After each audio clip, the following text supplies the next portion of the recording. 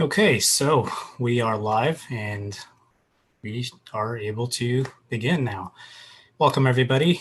This is Hack Money DeFi Hackathon. I am Kartik, one of the co-founders of ETHGlobal, and this is our day one of Hack Money judging. Now, for those of you on the live stream who are not familiar with Hack Money is an event that's organized by ETHGlobal, and for the past 4 weeks, we've had 300 hackers from 40 different countries and 15 different time zones working on making really cool stuff in the world and realm of DeFi. And we've had people from all these amazing countries.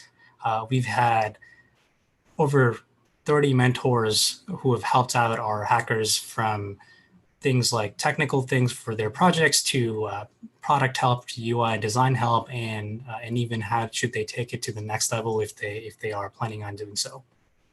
And of course, we've had some of these amazing sponsors from the DeFi world who have kind of put in their time and effort and their resources to make sure that every team that's been working on their projects for the last month are set up for success and are able to accomplish anything that they wanted to on top of their platforms and kind of really take the composability to the next level. So let me say this again. We have had 350 hackers that kind of spent the last entire month working on projects in this space for this hackathon. And as of 12 hours ago, I am excited to announce that we've had 118 DeFi projects that have been submitted for Hack Money. I can comfortably say that this easily doubles the number of DeFi projects that exist in this ecosystem. And we've seen amazing stuff from new financial instruments to arbitrage bots to tools that make it easy for others to leverage and actually extend DeFi. And on top of all of that, we've had so many attempts from our projects to make it super easy for these primitives to be used by everyday audience. So there's a lot of stuff that we're still processing in terms of the kinds of projects we've seen and everything we're going to see this week. So with that, I want to kick off to how today is going to work. So here's the quick logistics for everybody that's on this call. We have 15 teams here that are going to be presenting, and we'll be giving them 4 minutes to demo what they built. And then they'll have 3 additional minutes for questions and feedback. And just that kind of gives 7 minutes in total. And if someone is kind of moving along a bit later or just kind of not ahead of schedule, we can sort of be flexible around that 7 minute in total and split this up accordingly. But just to keep everything moving on schedule, we've also made one little change here, which is we've pre-recorded all the demos themselves. So when the teams come on, we will be actually playing a video of those teams, or the teams themselves will be playing this, and they will get to talk about what they've done and answer any questions live. So think of it as a 2-hour movie of 15 different trailers. And we should see how that goes for all of us. And we're also experimenting with this format, so there might be some hiccups, but we'll walk through them. So as a quick overview of how all of this is going to go. So the rules and the criteria for this hackathon were simple. A team could have 5 maximum team members, and that doesn't mean that everybody has to have a team. We have a lot of people who worked on their projects individually, but they have to ensure that there's 2 things that were accomplished. One was they must incorporate DeFi primitives that exist in the space, whether that's stablecoins or building on top of another platform. Hack Money is the theme that we're aiming for, and hacking on money. And also all code for this event must be written at the hackathon, which meant that every project that you will be seeing was started just about 4 weeks ago on the 24th of April. And as the judges sort of look at all the demos and give their feedback, they will be scoring projects on these 5 different categories. And these will be kind of how technical, original, or practical a project is. And in addition to all those, how the UI and the UX of that said project is, and a general catch-all category for that we call wow factor, that sort of accounts for any outlier that may not be justified properly in any of the previous 4 categories. And just so I can make sure that it's clear to not only our participants, but also everybody on the live stream that this is not a competition. In lieu of the theme of how we do all of our events at ETHGlobal, the hackers are here to learn, and they're here to share their excitement and actually talk about the things that they've experimented with. And the judges are here to give feedback on these projects. We don't expect, and nor do we want or tell anybody to do this thing to become a business. So that is not the general goal for any of our submissions. We just want to tell you about the amazing things that developers are doing in this ecosystem and actually help boost the system entirely.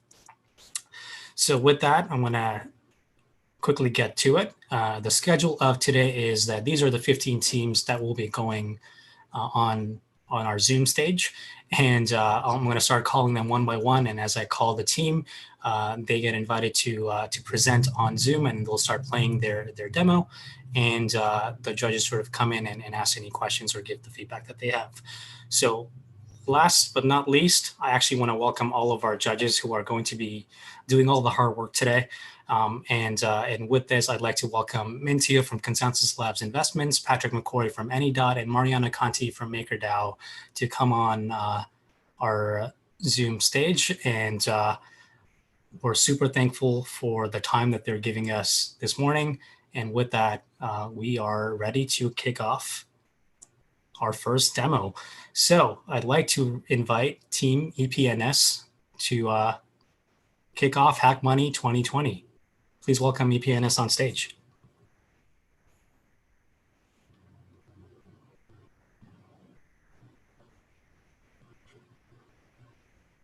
Thanks, Kartik.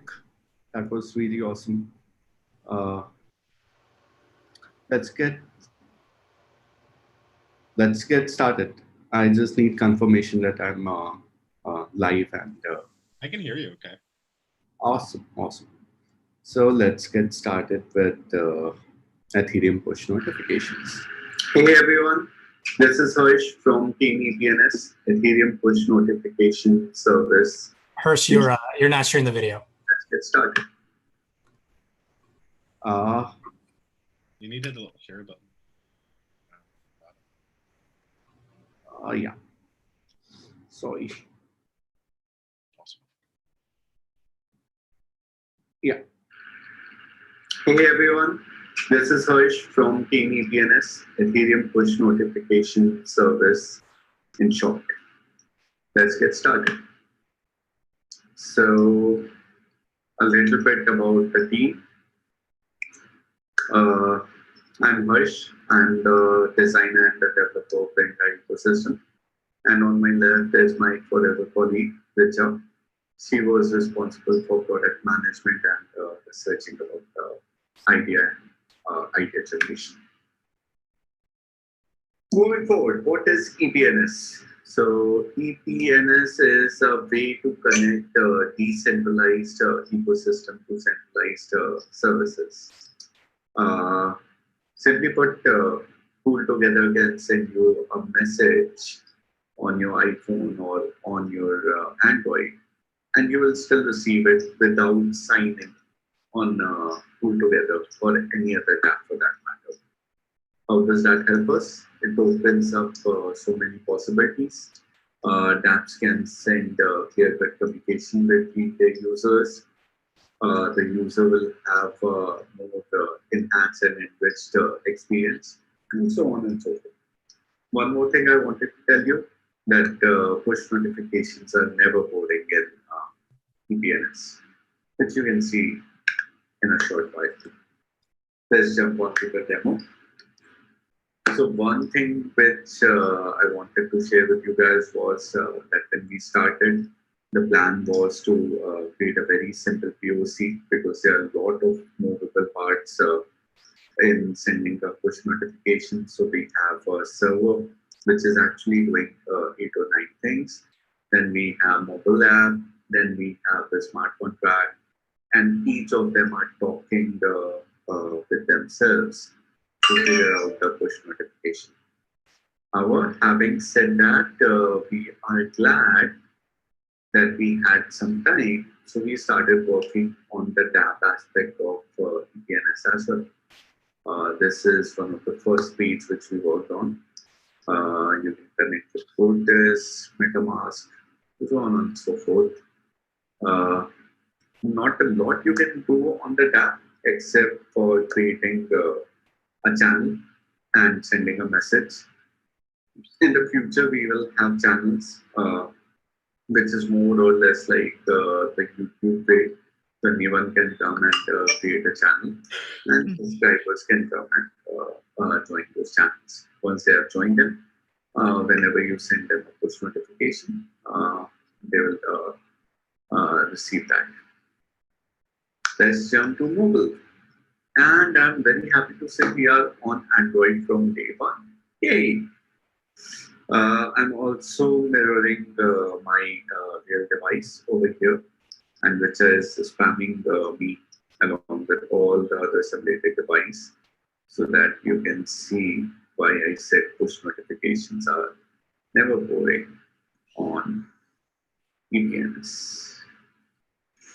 So, and the interface looks quite good.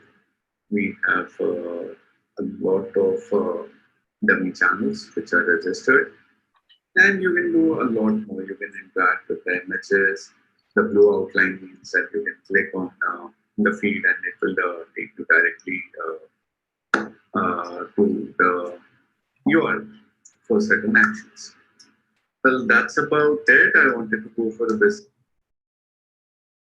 All right, guys. Yeah, we kind of ran out of time. So thanks for watching. And we are open to questions now. Yep, if I can start.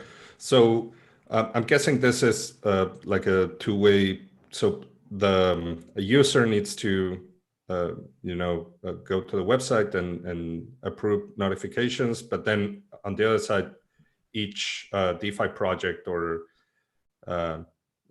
provider needs to also sign in and be able to send out those notifications, right? I'm wondering how easy it is for each project to do that, to interface with it, with your system. Yeah. So yeah, that's when we started, we had the same question. So that's a great question. And what we did was we created interface on the smart contract as well as the interface on the DApp for all the channels. So whatever DApp is joining, we call them channels. And what the only thing the DApp has to do is create the channel, provide just 3 basic info, which is the name, URL, and a short message along with their icon. So we can show it to the users because they are receiving messages from many channels. And after that, the next step is sending some amount of DAI as fees. So the fees is dynamic. They can provide us 50 DAI or even higher. The reason for that is this fee goes into an interest pool, and whoever subscribes to those channels, they earn a small profit amount from the interest these channels are earning. So that's how we are incentivizing the whole system. We kind of thought that the users, if they're joining or subscribing a channel on chain, they're paying a very small fee. And while it's fair because, if they're joining a channel, then that means they're interested in doing something. But at the same time, we wanted to incentivize them so that, if they join a channel, they have some interest which they are earning, small enough to make sure that subscribers are not spamming the channel, but still balanced enough to make sure that, they earn whatever transaction fee they are paying.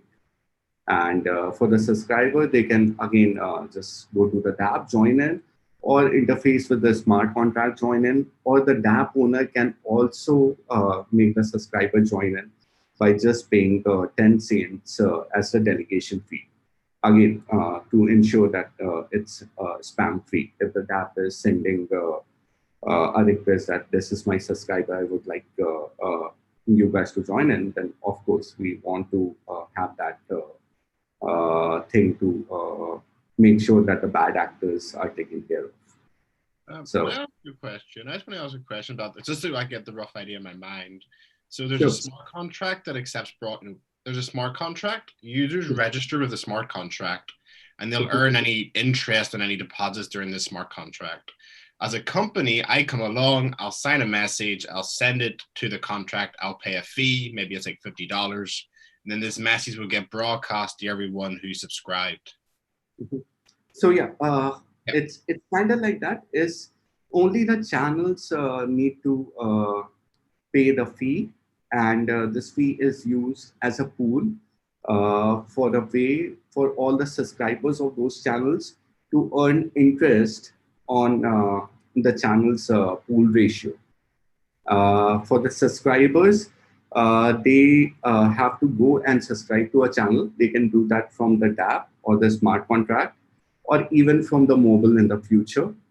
And in the mobile app, they need to just connect their wallet.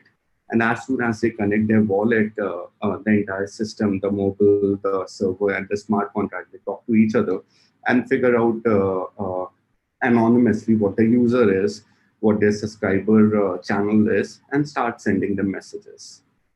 And of course, we also have secret messages. So a channel can also send encrypted message. We were not able to cover that in the demo, but yeah. So you can get personal messages from the DApp owners as well. Thank you for your submission. Super interesting stuff. Could you maybe talk a little bit more about how you might, improve the project over time? Like maybe, are there any analytics that you might want to add to it? Sure. Actually, I'm glad you got that. You brought that up.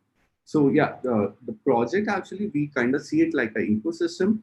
So we need to have analytics. We have planned few of those things like the channel. Based on the channel, the subscriber, we are already storing few anonymous data on the server and on the smart contract. And the way we see it, since we also have targeted messages, and those targeted messages are basically JSON file with message type. So we already see us increasing the number of messages or the type of messages you can send. So right now, a channel can send an encrypted message, which is called secret, or a group message, which is for the group. But we already are thinking that we need to add a message type 3, which will be a targeted message, which is non-encrypted, just a targeted message type of system. Then the other thing which we did was, when the owner deploys a smart contract, we have created 2 channels for the owner. One channel is for all the app channel owners or all the channel owners. So when they create a channel, they are automatically added to the owner channel. And that way we are also able to keep track of all the channels, what they are sending, how they are coming from, and we can interact with them also. If, let's say if we try to go for a subscription model, or, if they are spamming the users, we can send a message from our channel to these app owners that, hey, you are spamming the users and you need to calm down. The possibilities are really endless if you come to think about it. Yeah, I think I would use it it sounds like it's really useful for newsletters, etc. If I could auto subscribe to a newsletter, at least I could earn interest off that every time they spam me. I'd probably use it more often if I could make money from those newsletters. Yeah, that's awesome. Well, we're running a bit behind already, so I want to make sure that we get to move on to the next teams. But thank you so much, EPNS, and we'll move on to the next one. So with that, please welcome the 1inch Kai team onto the Zoom stage. And just to confirm as the team joins, please make sure that you are ensuring that the audio is coming in through the Zoom checkbox from the bottom of that share panel, and you're also full screen. So, hi everyone. Here's Team 1inch, and here's Sergey, the CEO, and Anton, the CTO of 1inch. So I'm going to share my screen. My first question, can I avoid to play the pre-recorded video? Because I was really tired last night after 48 hours hackathon. I will just try to present it in 4 minutes what I have done, if it's possible for you. Yeah, Okay. that sounds okay. Okay, here we go. So hi everyone again. So my name is Sergey, here's Anton, and we built 2 things on this hackathon. We were a little bit late with that, but anyway, we built the create 2 powered gas tokens. So you have maybe heard that we use GST2 token, and we found out that we can optimize the token by using create 2. And we name it Chi token. You know, 1inch is based on the 1inch punch from Bruce Lee. We do a very efficient things on the blockchain, but to do that we need power and the Chi power, you know. And so we have just created a nice smart contract which is optimized comparing to the GST2 original gas token. So on top on that, we thought, how can we improve the developer space in Ethereum? And we built the deployer contract, which can be used to deploy smart contracts on Ethereum chains, and burning gas token or Chi token. You can just use both. We support both here, and you can reduce up to up to 42% of the gas costs. So the main problem is right now is we have gas costs at 50 Gwei, and it's a lot. So just imagine we are a developer here in Ethereum network. We have to deploy almost every day, and it costs a lot. So we reduce it by almost a half, yeah, by just using the Chi token, which you can already mint on a 1inch exchange. So we thought, okay, not everyone can just find out how to mint the gas token. We just integrate in 1inch, and you can actually trade it. I just mint yesterday for like $10 and sold today already on 1inch for like $20. And made 2x profits by trading gas. Yeah. So the solution for the deployer is just approve the Chi or GST2 token for the deployer.eth smart contract. The address you can find on Etherscan, for example. Then tap deploy and put the hex data from your smart contract, and that's actually it. Yeah, and it's then deployed with almost the half of the cost you have. Or you would pay in a normal way, yeah. And that's actually it. If you would like to see any demo how the mint processes work, it's like a simple swap. If you like, I can show you. Otherwise, I can answer your questions if you like.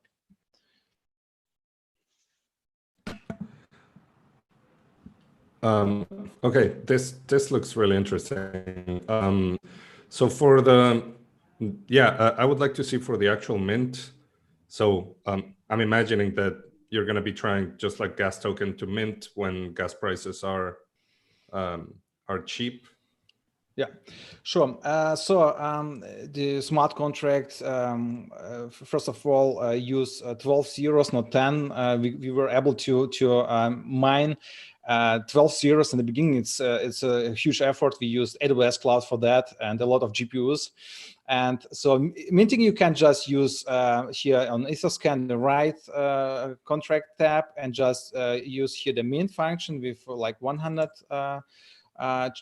Chi tokens, or you can just go to 1inch exchange. You can just select Ether on the left side, right on the right side the Chi token, select only Chi minter, and then just swap now, and that's it. I have to just approve in the MetaMask. You don't see that, and after that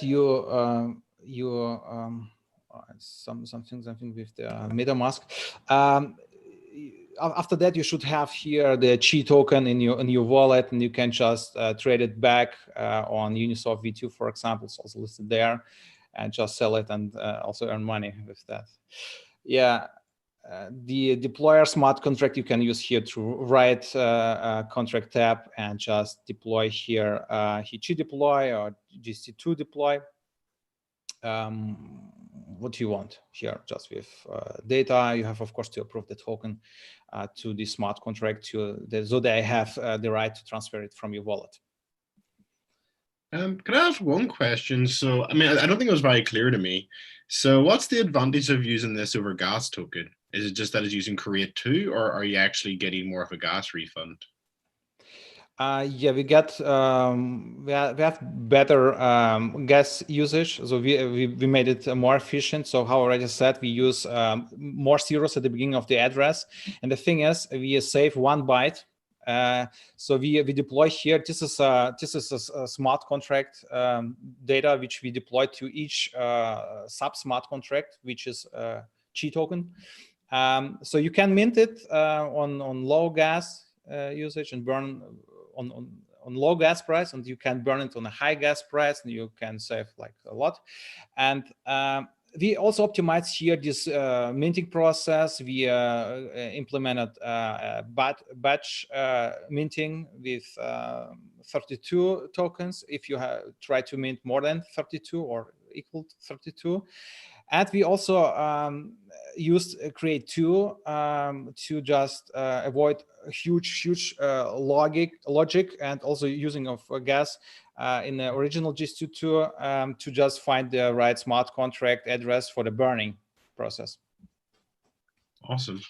Yeah, I just want to make one other comment to say that I love projects like this. I know the Ethereum developers probably hate it, but it just shows you can abuse parts of the system that should be fixed.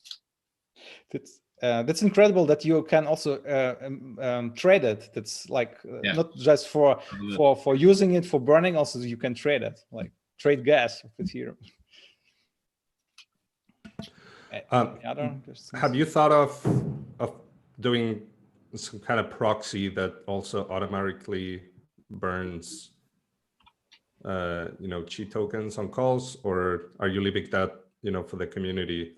I agree with Pat. I think this is, I mean, I love Gastoken, and if this one's even a little bit more efficient, then to build a proxy can be really difficult, because so you interact with other smart contracts which may not support such a proxy, which try to transfer something from you, and you have to approve this contract. It's quite complicated. So we built support for gas token in our smart contract for on 1inch, for example, and other developers can do the same, and then everyone can just maybe in the future approve transferring gas or burning gas tokens from any contracts on own wallet, which can help to reduce your transactions, like on Compound, on Aave, maybe, if they would integrate such a support, would be if so.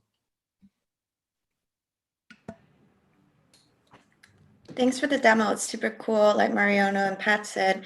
And how do you sort of strike a balance between sort of the usage of the token and like people sort of hoarding it for trading? How we see that? Yeah. So I see a huge opportunity to trade that, because we have real value behind the gas token, because there are developers, there are users who use DeFi, and it's growing, and the gas price jumps like up to 200 GWh. Yeah, in such a case, you need the gas token, but you have to get it somewhere. Yeah, and there could be a lot of people who mint it and set it as a limit order, for example, to sell it, or put it in a Uniswap V2 pool, for example. And also this using, more and more projects start using gas token. And I guess we were like the first production team with a production ready platform who just used GST2 token. But this technology comes from arbitrage traders. They are like since like last year working, or maybe 2 years working with the GST token. And I would also wish to see more projects who use that. Yeah, of course, it's a hack of EVM, but it's a nice hack, I would say. Awesome. Well, we're going to move on to the next team. So Team 1inch, thank you so much for this demo. And it's finally great to see arbitrages that are not entirely on the DeFi realm and also on the EVM stack. So with that, I will invite the next team on stage, and that is the project Terminal, who are working on a trip delay insurance product. So please welcome. Thank you very much. Bye. Terminal.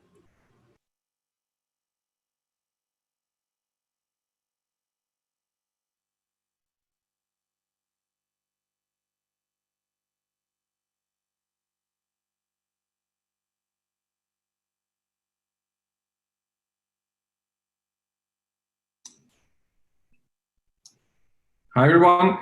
Hey guys, gals. Can you hear me? Yeah, cool. Yes. Yeah, let me start sharing the screen then.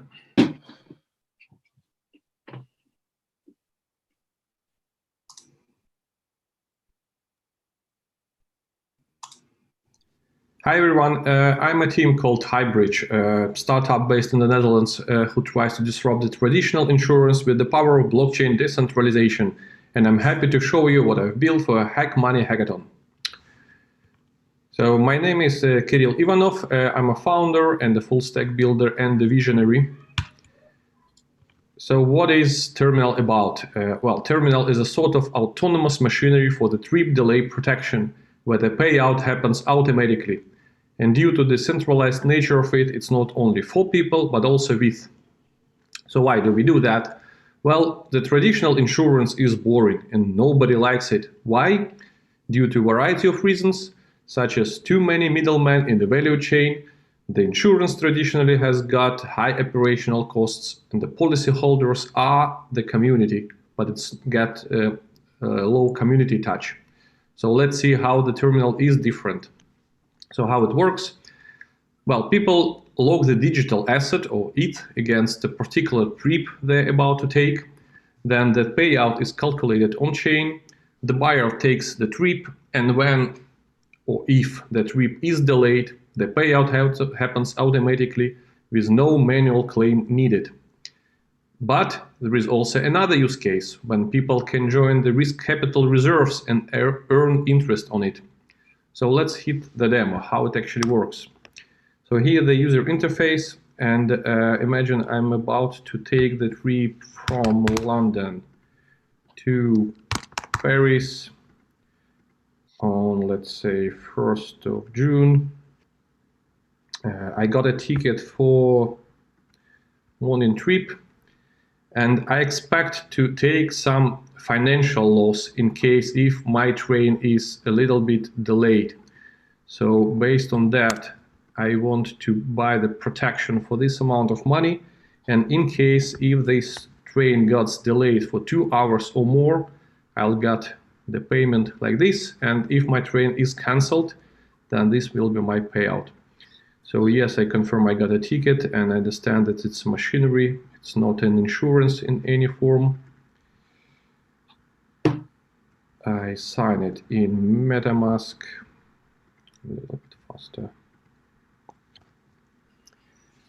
And that's pretty much it. So in case if my train gets late, I will get this payment instantly at the time of planned arrival.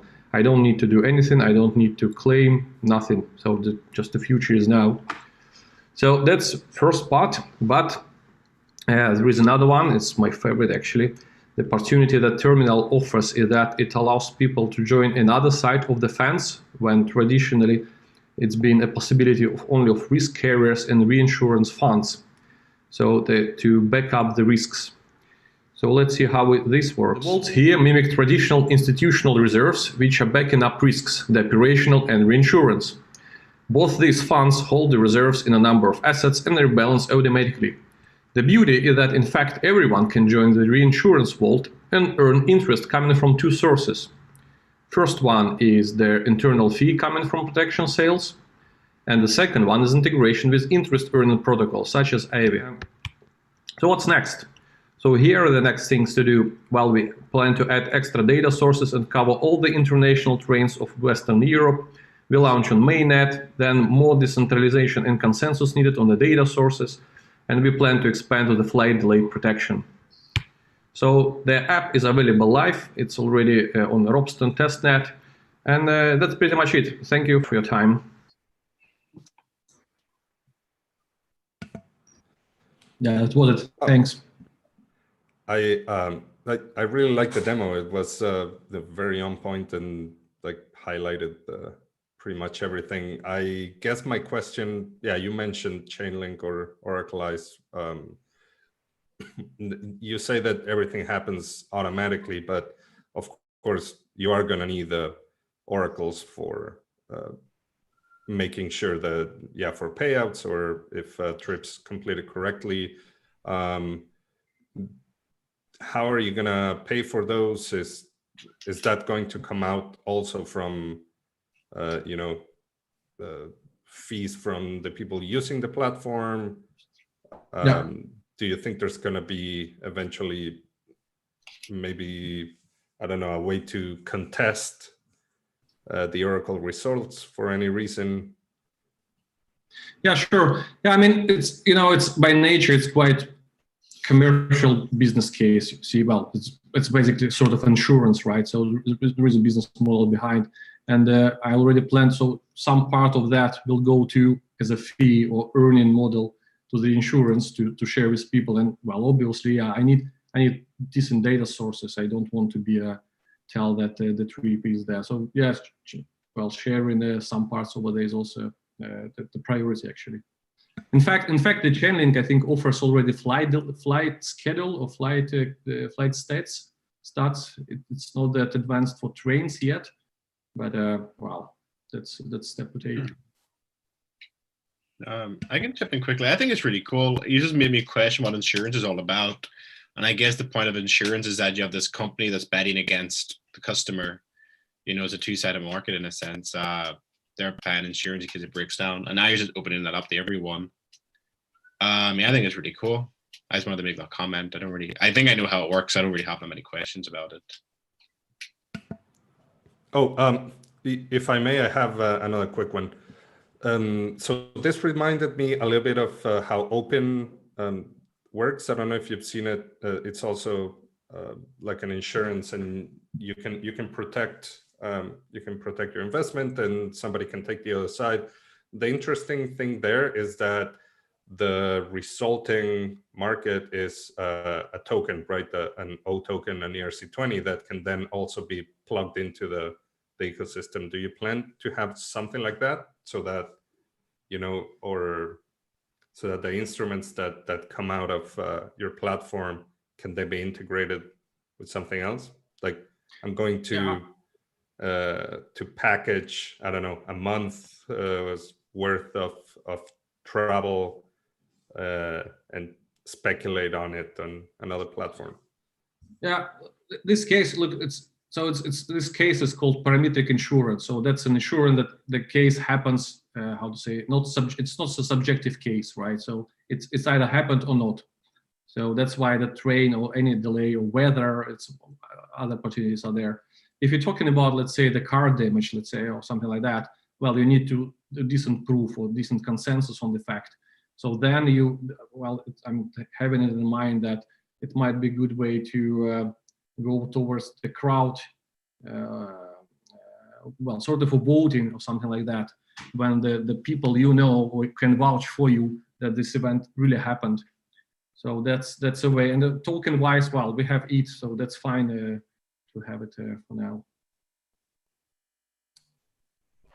Yeah, great work on the demo, and very, very intuitive. Have you spoken to any of the travel operators or train operators about this? And do you think they'll be excited about it, or how do you think they'll sort of react? Well, yes, there are a couple of companies that are offering the sort of a cashback in crypto for the hotel and the trip bookings, so sort of a loyalty scheme. I think this might be an interesting one. But the traditional risk carriers are also curious. Actually, I'm in touch with the French one soon because they understand they're dinosaurs, right? I mean, they're expensive and nobody likes them, although everybody has that insurance, etc. So they are looking for innovations, and this drastically cut on costs. So that's an option too. But they're slow. I don't want to get. I rather want to get along with their innovations. And so pre payouts, maybe the cashback is the one. Yeah, just one quick question. How would you go about setting the price? I just thought about that. How do you actually set the price for buying the insurance? Is there some market there as well, or? The price, you mean how much you can lock? Well, there is an artificial limit on this. But, in fact, there is another concept. It's about risk, self-sovereign risk. So that's a risk every, let's say, person has, right? In this case, we are talking about people, we're talking about trains. So in fact, every train is supposed to have some sort of risk profile, whether it's or the flight, whether it's often on time or it's late, or quite often it's low cost and it gets cancelled. So this is the underwriting. So using this sort of profile that I plan to build over the time, it will take some time, and more data I get, less risk it is. But so to calculate the payout, well, in the best way. Yeah. Awesome. Well, thank you so much, Kirill. I think the Great. best part about this whole demo was that other than like the video being super concise, you were wearing the same clothes. So it's great. So awesome. So with that, thank you so much. And we'll call the next team, which is btcTornado. So please welcome btcTornado on the live stream.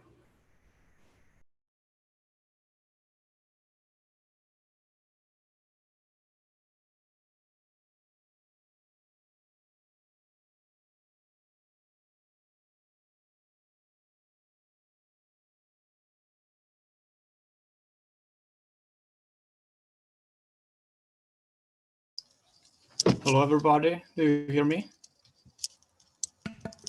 Yep. Can you hear me as well? Yeah, good. Everything okay. Okay, so I will start a screen sharing and play the video. My name is Jan Beneš, and I will present you a project I have built with my friend during the Hack Money Hackathon. The project is called btcTornado, and in a simple words, it's a Bitcoin mixer powered by Ethereum. My friend was responsible for the front end and the server side, and I was responsible for the implementation of the contracts and the integration with OpenGSN. The goals of the project were to extend the reach of Tornado Cash between the Bitcoin users and to make it as simple as possible. We wanted users to not even know that they are using Ethereum blockchain. Now I will show you the demo. So the website has two sections, deposit and withdraw. On the deposit section, user can select the denomination, the Tornado denomination he wants to use. Then he will obtain the Bitcoin address to which he is supposed to deposit his Bitcoins and the Tornado node. This node makes him eligible to withdraw the PBTC from the Tornado contract. And the user is also asked to save the seed. What the seed is for, I will explain in the how it works section. On the withdrawal side, user will input his node and the recipient's Bitcoin address. This is pretty much equal to how normal Tornado Cash front-end works. The only difference in the withdrawal section is that the user will input the Bitcoin address instead of the Ethereum address. You can see that the front end is now generating a proof and sending the transaction. The transaction is being sent through the relay. And you see that everything was okay. Now I will explain how it works. So the deposit section, first Ethereum account and Tornado Cash node is generated. Then Bitcoin address is requested from the P-token service and ETH address is an input. User sends the BTC to the transaction, and at the same on the front end, the GSN relay request is signed and sent to a server. Now the user can go away. We've pretty much separated the transaction broadcasting and signing because depositing of the PBTC in our testing takes approximately half an hour. So we wanted the user to just sign it and go away so that he doesn't have to wait. Then the server is continually checking for the ERC20 deposit event on the PBTC token. And once the tokens are deposited, he will broadcast the transaction through the relay to the Ethereum blockchain. Withdrawal. So on the withdrawal, user inputs his node and BTC address, front end generates the proof. He will send the front end will send the proof to the relay. The relay will verify the proof, and then if the proof is valid, it will send it to the Tornado contract, and the Tornado contract checks the proof validity as well, and then calls the redeem function on the PBTC token contract. and then the BTC gets deposited to the user's address. Thank you for your attention.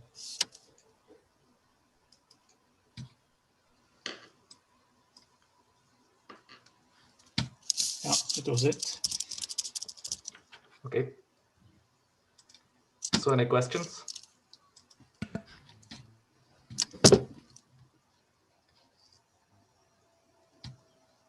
Hello, can you hear us? Patrick, you're muted. Yeah, I've got one question. How the- did you find using like the P token API in order to do Tornado Cast? Like, what was the intersection like between them? Okay, so there is one problem, and that is that PBTC doesn't at this point support meta transactions. I lost my connection. So, for example, as you probably know, DAI has permit function, or so it's not really like, in order for us to release it to the mainnet, we would need the P tokens to add that support. So how it works is that Actually, contract help of that, like having a contract in the middle that controls the funds, or well, we didn't want the user to trust us at all. So we pretty much in the front end, we generate new Ethereum address, new Ethereum account, and we tell him to save the seed and the node. Cool. We were actually thinking about it, and this was the only way to do it trustlessly. If you like the problem there was that the P token, when the PBTC is deposited to the Ethereum account, it's like impossible to invoke. Like, it's impossible to tell P token service to invoke a function on a contract. So when the user sends the BTC to the P token service, the only thing P tokens allow us to do is to deposit it to some Ethereum address. That way we could not create some Ethereum contract which would control the funds. Do you understand it? I think so. So they force you to send it to an externally owned account. Yes. Okay. P tokens don't at this point support invoking some contract functions, like when the BTC is sent through the token bridge. Okay, I think that's fixable. I mean, you can just trick it. I mean, that's too technical, probably, as a question. Well, we think that like meta transactions are more and more like trendy and useful. So we hope that there will be like an update of the contract. Yeah, because I think meta transactions could easily solve your problem there. Yeah. Yeah. So once they'll do it, or there will be some other BTC bridge, we will be able to release it to the mainnet, and we will have the UX we really want to use. Yeah. Thanks for the demo, guys. Really cool project. Do you sort of see any obstacles with integrating any of the other sort of wrap tokens as well? Any other app tokens? Sorry, any of the, like, say, WBTC or TBTC or any of the wrap Bitcoin tokens? Well, for this to work for Bitcoin users, there has to be the bridge from Bitcoins to Ethereum. So wrapped BTC is just like a collateralized BTC on Ethereum blockchain. So it's not useful in that way, but it would definitely be possible. But like it would not require such a complex logic like through OpenGSN and such, because our goal was to like make it simple to use for Bitcoin users. So if the users already had wrapped BTC at their Ethereum account, it would be pretty much the same interface as Tornado Cash has now. They would just have to support another ERC20 tokens. So what the goal of our project is to use OpenGSN and P tokens to make it as simple to use for Bitcoin users. Awesome. Well, thank you so much. I have one tiny comment, if I can. You said that that Bitcoin users could use this and not even know that they're using Ethereum. Yes. I think that you should put it front and center that they are actually using it, so that we're trying to bring them over to our side, right? Yes. It's in the logo. Well, in the branding, it is there, like it is Bitcoin mixer powered by Ethereum, but our goal was to like not force the users to install MetaMask or something like that. So we want them to know it, but like not know how like Ethereum works or something. Yeah. Awesome. Thank you. Amazing. That was great. So thank you so much. And we'll call the next team up, which is flashYield high frequency yield bot arbitrage. So with that, please welcome them onto the Zoom call. And I think this is one where we may have connection issues, but we'll play. I think we should be fine.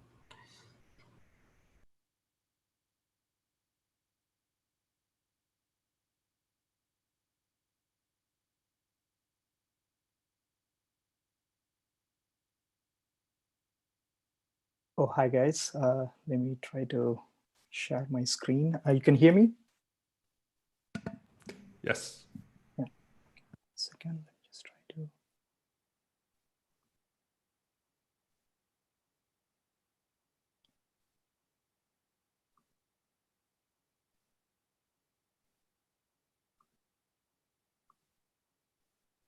So let me quickly go to the video.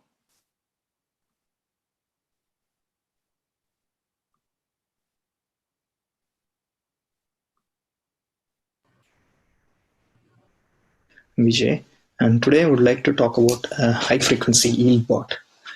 So I'm very interested in DeFi space, and I was wondering if it is possible to have a series of swaps which are done, and at the end of which to generate a very small amount of profit.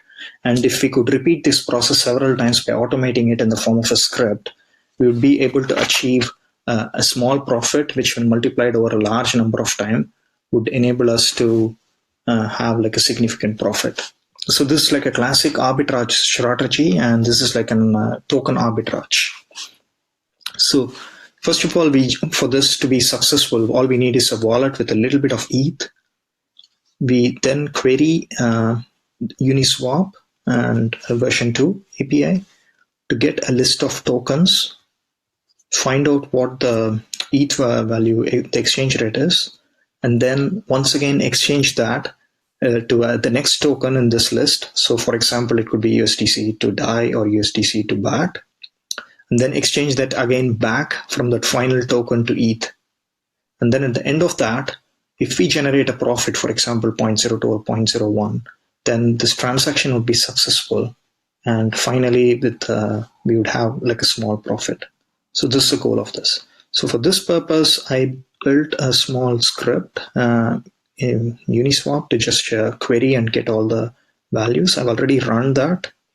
And you can see, for example, it just generates like a list. So in this case, the current rate was 190 for DAI, 202 for USDC, and so on, and Hex. And in this case, BAT USDC was better. So I could do that. And then from BAT to USDC to ETH gave me 0.992162. Now, unfortunately, this is less than 1. So therefore, the transaction would not be successful.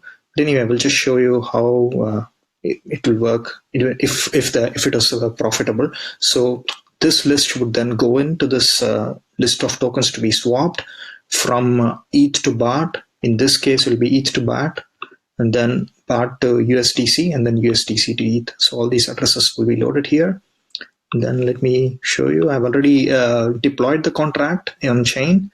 This is a deployment cost, and then you have the final cost.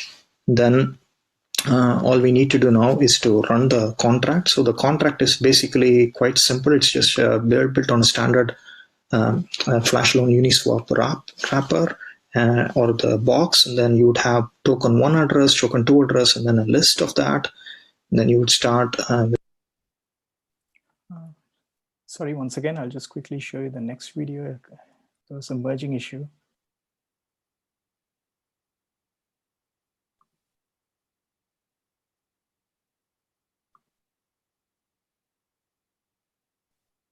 So as you can see, I've already deployed the Flash Loan, and after deploying it, I've just called it again with the liquidity needed for ETH in this case. And you would see that the transaction has failed now. This is due to the fact that it did not satisfy the conditions and it reverted. And we could also have a look at it in Robston. This will give you the overview. So failed with couldn't transfer ETH. And basically the flash loan itself was successful, but unfortunately we did not generate enough profit to actually pay back the flash loan. And so this fails, and this means that this pipeline fails here.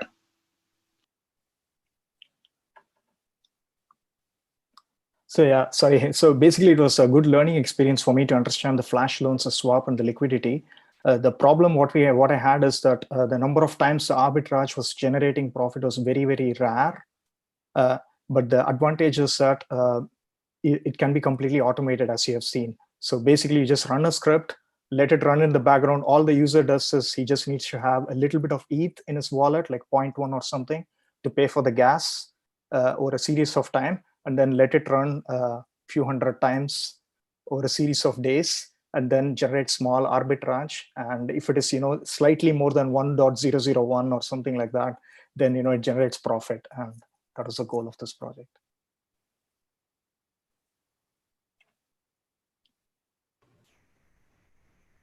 Awesome. Well, thank you so much, Vijay. And with that, we'll move on to the next demo. So next up, we have capitalETH, and they're currently having some technical difficulties. So what we'll do is we'll play the video on my end, and I'll share my screen with their demo, and we'll have the team answer any questions if they're able to join from the video side or the call side.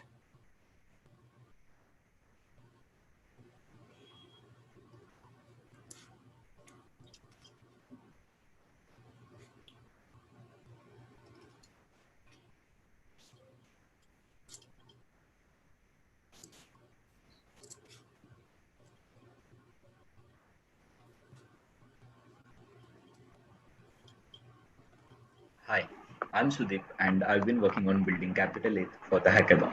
So capitalETH allows you to invest in tokens in a smart, systematic, and a hassle-free way. So instead of investing everything at once, you can create a goal and invest small amounts, which would be automatically debited from your wallet and invested regularly as per your plan. So the main advantage of this is that you average out the buy price and you don't have to worry about timing the markets. So we have two actors here. One is the investor's dashboard and another one is the providers. So investor is basically anyone who creates a plan, and a provider is any user who processes those installments by paying a transaction fee and receives a processing fee in return. So let's connect with MetaMask here, and let's go to the investor's dashboard. So right now, in the dashboard, we can view our existing plans or create a new one. So I'll just go ahead and create a new plan. So for example, say I would like to invest 30 DAI every 10 days to buy the link token. So I have an option to redirect the final tokens to another address. But for the time being, I've just pasted my same address here, and I've already approved the contract to spend DAI. So I'll just go ahead and create the plan.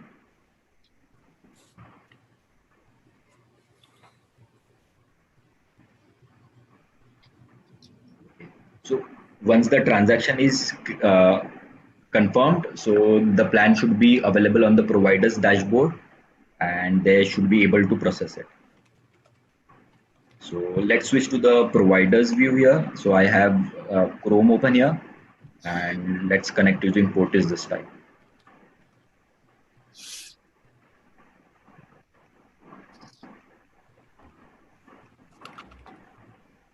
Okay, so I'll switch to the providers tab here. So here I can see all the plans that are available and the corresponding fee that I will receive to process them. So these are the available plans. So I'll just go ahead and process this one. So I'll just confirm this, and let's check the status on EtherScan.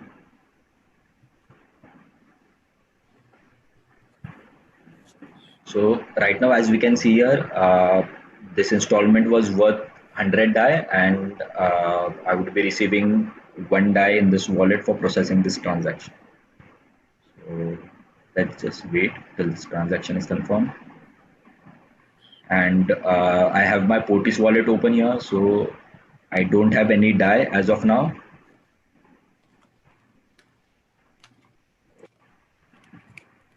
So the transaction is confirmed now. So as we can see, $99 worth of DAI, which is $100 minus the processing fee, has been swapped for buying Ether, wrapped Ether, which is a token, and 1 DAI has been deposited to my address as the transaction, as the processing fee. So if I check my Potis wallet here, we can see 1 DAI. Basically, we are incentivizing the users to process transactions and collect fees in return. So, thank you for your time. Have a nice day. Hey, hello everyone. A background. Yeah, actually, I'm not sure if it was me or some other team, but yeah, I was here all the time.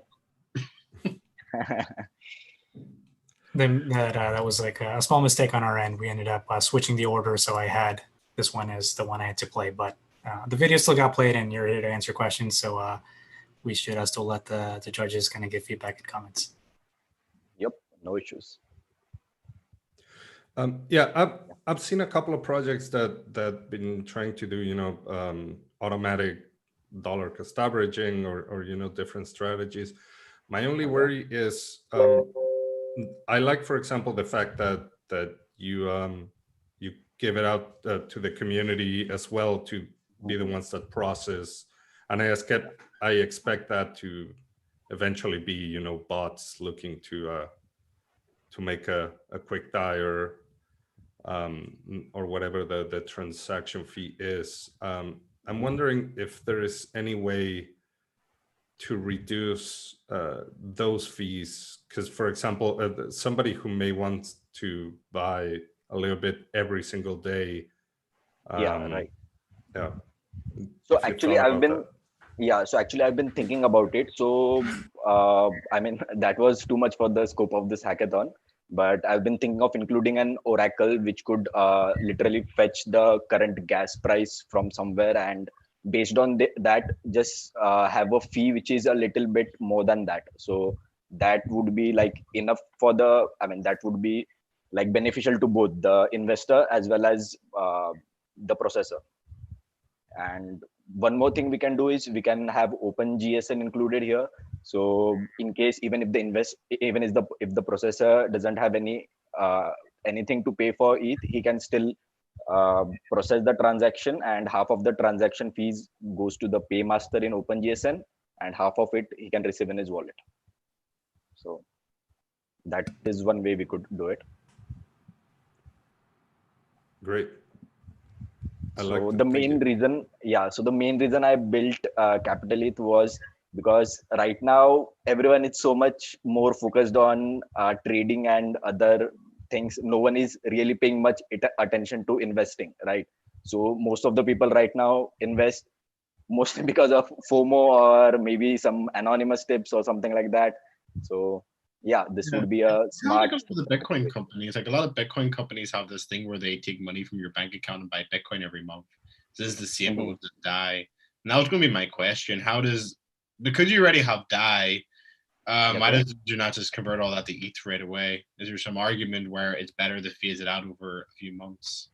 So the main advantage would be you reduce this risk of buying at a high price. So if you buy every month, say every 15 days or every month, so you basically average out your buy price, and eventually by the benefit of compounding, you would over a span of time be profitable. So that's the main idea here. Cool.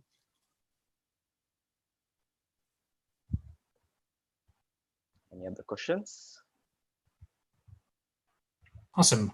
Sudeep, thank you so much for making that awesome demo. And we'll move on to the next team, which is GodmodeForTest, to do local testing or letting you do anything on your local blockchain. So please welcome them on Zoom.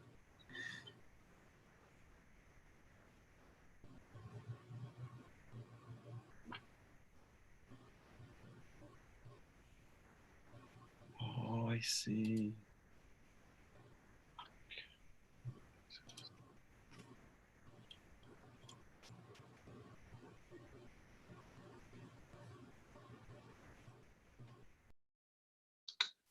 Hello.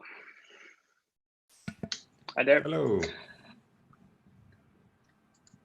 Let me share my screen, and that should go. Oh. Oh. 1 sec.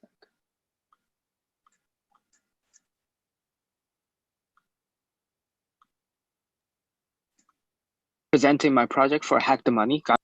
Hi, this is Martinet, presenting my project for Hack the Money, GodmodeForTest.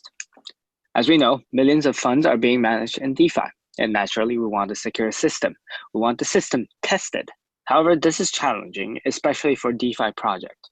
First, it is hard to replicate the mainnet structure of other projects on Ganache. For example, just imagine deploying the whole MakerDAO system on your local Ganache. So people, of course, use testnet for that.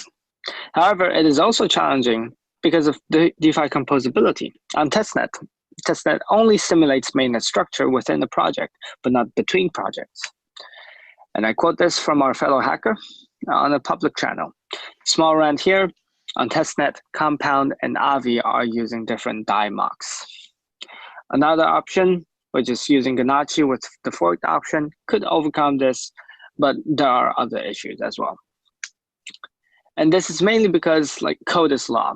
You fork from a given state and you have to follow all the rules.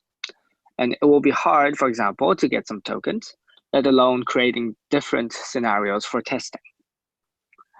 Again, here I'm quoting one of our mentors, Mariano, when he was answering a question on how to obtain DAI. You won't be able to mint directly. For minting DAI, you need to go through the whole open vault, lock up collateral, mint DAI cycle. That's why better off just mocking an ERC20. So this makes it very difficult to set up testing environment for DeFi projects that wants to build on other money Legos. Thus, what I built is to overcome this code is law issue in local blockchain. GodmodeForTest consists of 3 pieces: a modified Ganache core that can ignore blockchain law and arbitrarily modifies contract storage and contract code when sending an RPC request, a Node.js library that integrates into Truffle framework and leverages Solidity contracts as API to modify the storage of the blockchain at will, and a set of precompiled Godmode contracts that works in the fork mode. For example, MakerDAO that just mints DAI, Uniswap v2 enables the fee, Compound mint different C tokens. To mint DAI in one's truffle test, now the developer only needs to do this. So it's pretty simple. And all you need to do to become the Fed is to add a for loop. I also provide a generic function so that the developer can do anything he wants. All he needs to do is to code another Solidity contract. No need to learn new stuff whatsoever. Now, let me quickly show you how this would look like. Now I'm in a sample truffle project. Here I have a contract with privilege action and only owner can access it.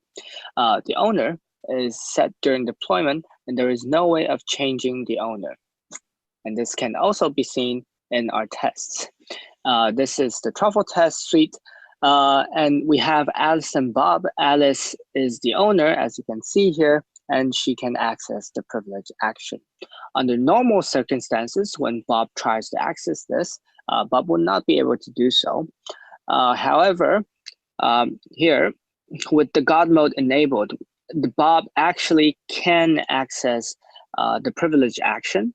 And even going further, we can create a new function and set Bob as the owner. On the left, I have a modified Ganache running. And on the right, I have the truffle test that utilizes the library.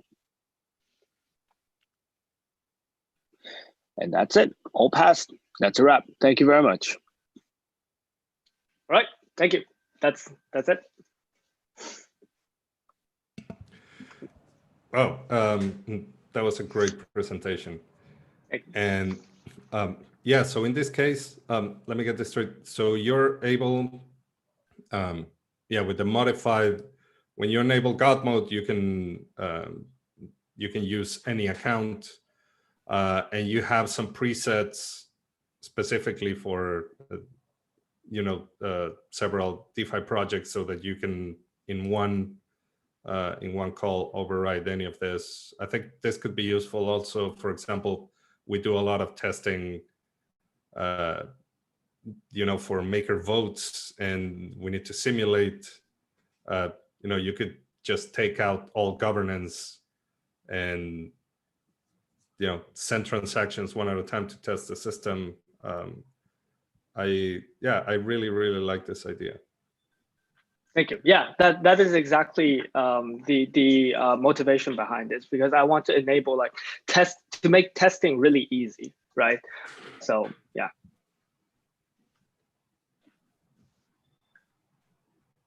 And so basically what I need to do right now, it's just to modify current contracts, and let's say I just take MakerDAO's contracts and then just remove some stuff, then that's it. Okay. How does it work with contracts that have a deterministic address? So for example, in our system, some of our contracts have the same address on testnet and mainnet. When you use God mode, will it change the contract address? No, it doesn't change the contract address, because it's forked from the mainnet. So Ganache has this fork option, right? So it basically uses the same thing, but you have to do it like blockchain. Sorry. Does it fork the blockchain itself and then? Yeah, correct. I guess, yeah. Correct. Yeah. So you can either work using the local blockchain, or you can use the Ganache fork. Then it will pull the state when you're sending the transaction.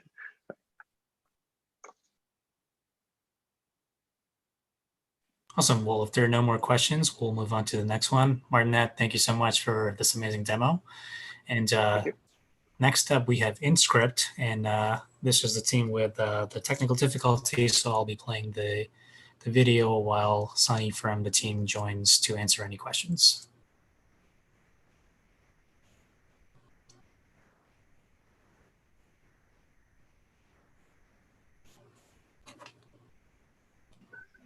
Hi, I'm Sanjay Aradia. My project name is InstCrypt. So InstCrypt is used Uniswap v2 Oracle and Uniswap v2 protocol to build automated trustless crypto trading platform without requiring user to pass return minimum value for safety. Okay, so let's check automated trade. Like Uniswap v2 works on pair, so we will choose WETH DAI and WETH for swap, and we'll take 1,000. Okay. If the slippage rate is less than 0.5%, then trade will be happen, otherwise it will give error. So now the transaction is done, as you can see over here. Okay, so this is how the automated trade happen in InstCrypt. If the slippage rate is less than 0.5%, then trade will be happen automatically by InstCrypt. Otherwise, it will give error like this.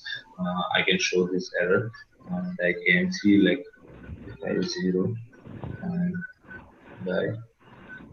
the slippage is greater than 0.5%, so it will give error. Swap will not be able to perform. Slippage rate is high. Okay, so this is the automated trade. Now we will show look into liquidity providers. As you can see over here, liquidity provider can deposit liquidity over here for pair, and in return, Uniswap or InstCrypt will give Uniswap liquidity pool token. Here you can see for currently we have for WETH DAI. We have WETH DAI token 1015 up to 72. Like, okay, now we will be add more WETH DAI. Okay. So as you can see over here, successfully added liquidity. Now you can see Uniswap will give us token. It will be increased by some token. As you can see over here, before it was 72 over here, now is 943. So so the liquidity added, and you will get in return Uniswap liquidity token. Okay. and if you want to, if the liquidity provider want to remove the liquidity, so they need to get back the like 100 per set max. As you can see over here, liquidity is removed. So now we will check over here. W DAI, so there will be 0. So as you can see over here, and you can check the any liquidity reserve here. So if you want to check reserve, you can check over here. Yeah. So if any traders wants to see any reserve for any pair before trading, so you can so you can see over here, and all the trading transaction we are saving in the transaction history over here. So all the transaction history you can check over here, like this transaction pair and the form, and this is the transaction history. As you can see over here, ETH and DAI. Okay.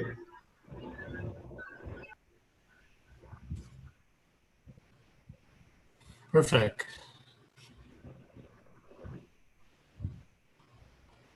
Hello. Hello, can you hear me? Yes, honey, we can. Yeah, sorry, I don't have Wi-Fi, so I'm in mobile net. So any question, if you... So hello. If I understood correctly, yeah, can you hear me? Yes, I can hear you. Okay, so the audio wasn't all that great, but is this like a one-stop dashboard for Uniswap V2, like trading and adding liquidity and that, or? Yeah, so motivation was that like if you want to trading using Uniswap V2, so you need to pass minimum return value for safety and the path of the tokens and deadline. So InstCrypt, so using InstCrypt, you can remove these hurdles. You just need to choose the crypto pair and just need to add the value. So automatically platform will calculate the slippage rate for that. If the slippage rate was less than 0.5, then automatic trade will happen. Otherwise it will give the error. That slippage rate is high, swap will not be performed. So I made the automated trustless crypto trading platform. Okay, cool. I don't have any more questions. Thank you so much, Sunny. I'm sorry that you had some technical difficulties on your end, but we'll aim to give more feedback on our Discord. Okay, sure. And sorry also from my side. No worries at all. Thank you so much for hacking and submitting the project. So next up, we have Team Cryption. So please welcome Cryption on stage.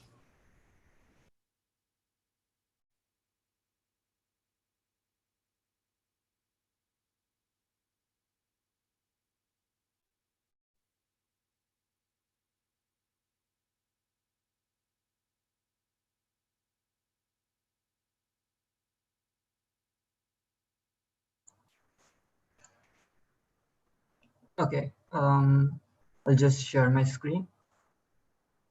Share computer sound. Okay. Hi, my name is Tejas and I'm from the team Cryption. Our submission is interest-bearing DAI ETF.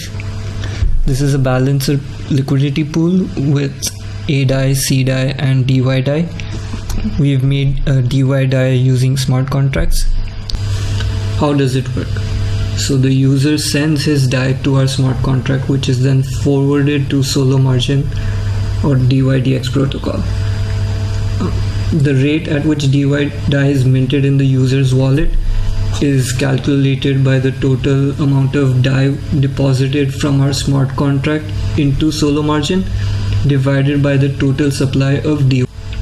we created a balancer pool with ADAI, CDAI, DYDAI with 33% weight each. Holding this ETF allows you to hedge your DAI interest rate position across all three protocols. So it doesn't matter if one day DYDAI is gaining more interest or if one day ADAI is gaining more interest. On top of just maintaining 33% of each protocol, whenever a trade is done between these three assets, the liquidity providers, which are the ETF holders, get 0.2% of each trade.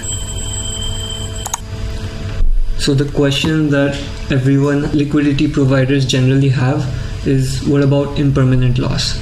Well, according to how this works, there shouldn't really be any. So there are many rate chasing protocols like Ray, Idle Finance, YDAI, which should eventually balance out the rate interest between these three protocols. So if there is a higher interest rate at ADAI and a lower one at Compound, then Ray and YDAI and Idle Finance move their CDAI holdings into ADAI. First of all, rate chasing costs gas. So whenever you try to move from ADAI to CDAI to DYDX, when you try to get the highest interest rate, this all costs gas and money.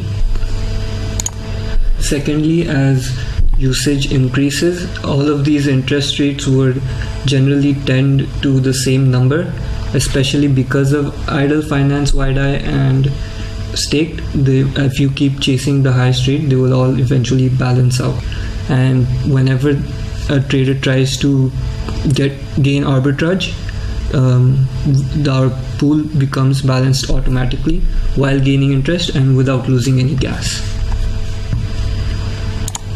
So what we want to do in the future is add CHAI and add an interest bearing token like DYDAI for DEX to the ETF. Right now we haven't added CHAI because it's giving us 0%, and once it starts giving us some DSR, we would add that too.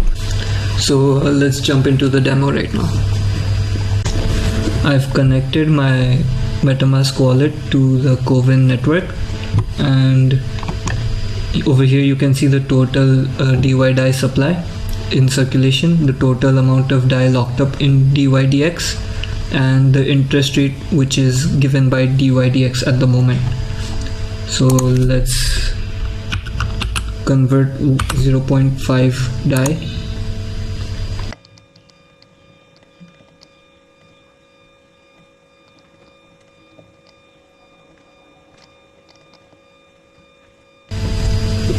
And now you can see my DYDAI balance has increased. If we scroll down, I can add my 0.5 DYDAI balance into the interest bearing DAI ETF. I just have to first approve my DYDAI, confirm adding liquidity. You can now see my DYDAI balance has changed, and if we go to Etherscan,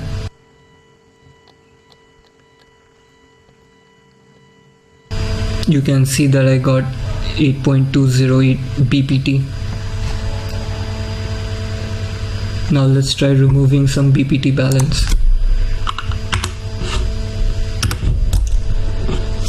Once I remove the liquidity, I'll get 0.44 DYDAI, 17 CDAI, and 0.42 ADAI. And here you can see 17 CDAI, 0.44 DYDAI, 0.42 ADAI. And that's basically how the interest bearing DAI ETF works. Thank you.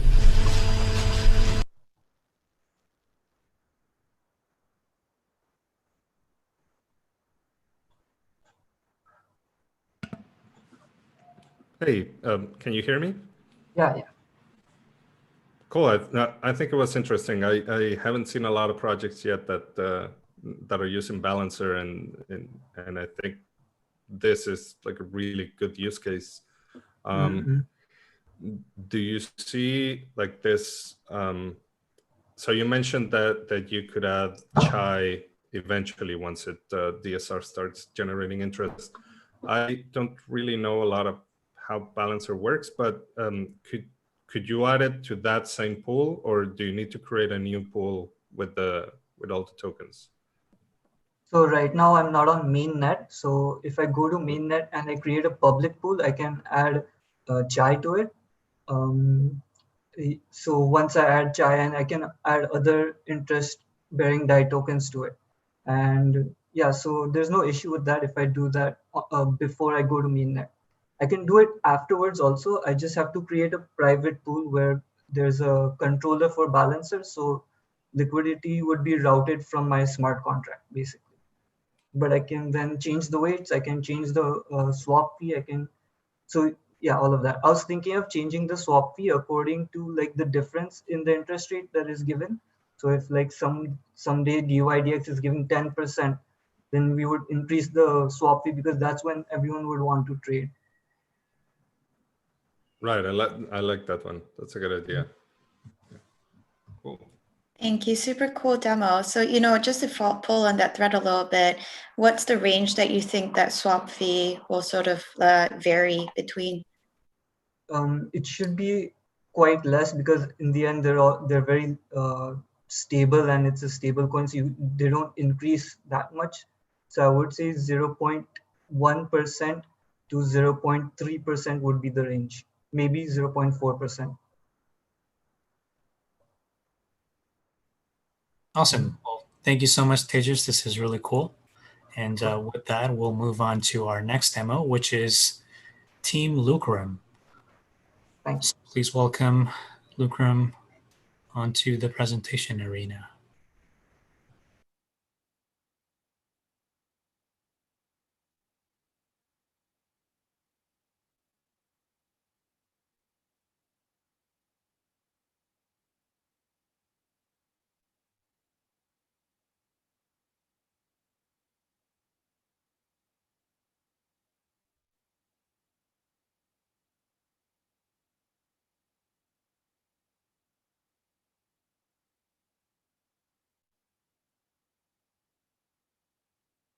Hello. Hey, we can Hello. hear you. And Hear me? yes. Yeah, thank you. So are you guys able to see my screen? Yes. Okay, thank you. Hey, this is Sai. Me and my teammates are here to present Lucrum, decentralized, innovative, and efficient limit order protocol. So here is my team. So what we have built? We have built decentralized limit orders platform boosted by the market. So current protocol take the limit orders and keep the users' money idle in the smart contracts. So we are trying to solve this problem by utilizing the idle money that are present in the smart contracts and lend that particular money into the different lending protocols so that user profits from this particular order that has been placed on the Lucrum contract. So for building this, we have used Aave as a lending protocol, Kyber network as a liquidity provider, and Chainlink for getting the prices of each and every individual token. So let's actually dive into the demo and see how it actually works. So we have built this completely on the Coven Ethereum network. So in order to place the limit order, you have to enter the amount and the price at which you want to purchase this currency and the expiration days and whether it is buy or sell, and submit the transaction. And that's it. So this is how it actually works.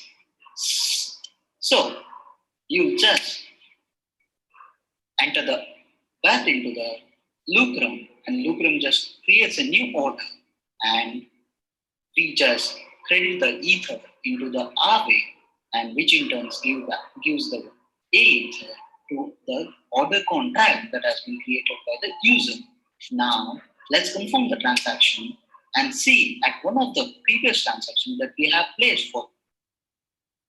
So here, this is the Lucrum contract through which we have sent the back into the Aave protocol. So wealth has been credited into the Aave, and we just get blocked the ETH. So there are different functionalities such as execute, withdraw, and cancel. So for this hackathon purpose, we have put the execute button, but in future, we will be having the background services which will execute this order whenever the price has been hit, that is been set by the user. So after the execution happens, you can either withdraw your money or just allow us to utilize your money again to send back the destination amount into the protocol so that you will be benefiting again from the APR that we get from the Aave protocol. Yeah, this is all about the protocol. So let us see how the execution process occurs. So AA that we got from the Aave, we'll be sending this AA back to the Aave and get back our wealth. So we'll just swap the wealth into DAI, and that's it. So the DAI that we have got, we will again send back to Aave and get back the Aave DAI. So as long as we don't withdraw, we will just keep on lending into the protocol so that user will get the maximum benefits. Let's actually go into the slides and understand more about the execution. So Chainlink actually provides us the prices of each and every individual token to the order contract, and it has been directed to the Aave, which in turn gives us the ETH, and we just swapped wealth into the DAI, and we just lent DAI into Aave and got back the DAI.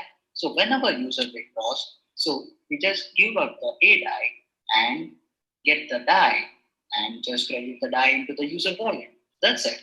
So what are the advantages? So advantages are, so we are providing batch prices for the limit orders given to the users, and we also giving out the market making for lending protocols so that there are both way benefits for the user and for the protocols. And there are some limitations too. So dependency on the other protocols, centralized execution service, no lending rate of access. So in future, we are planning to integrate Compound, Neo, and BCX, and we also want to integrate MakerDAO and Uniswap for more powerful oracles, and we want to support the more token base and deploy all these contracts to the mainnet.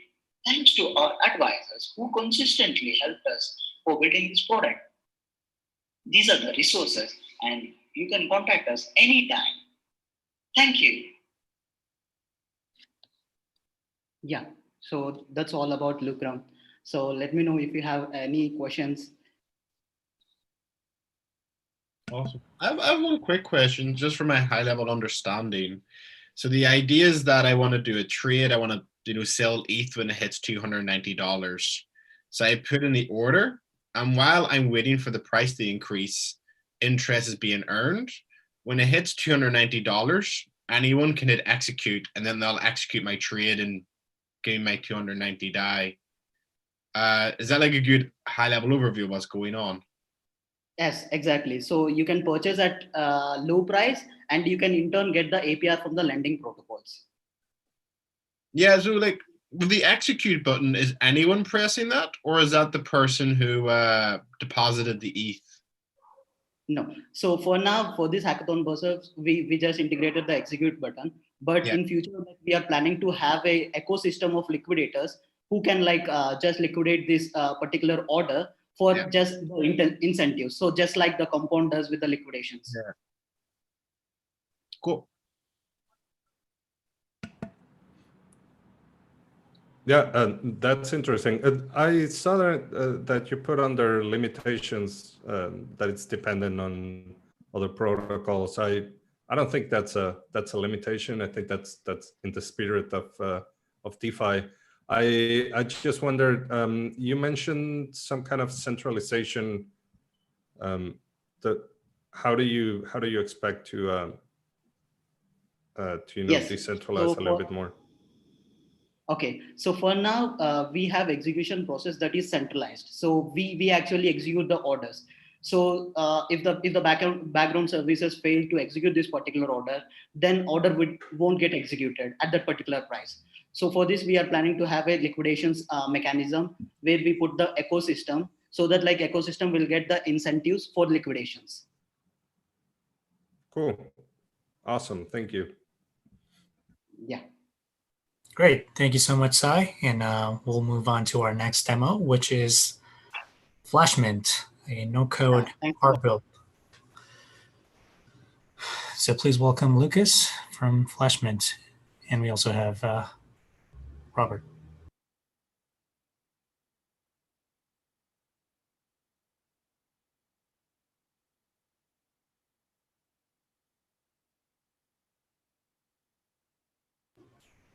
Oh, looks like we have a different set of people that were promoted. So let us get in Sachin.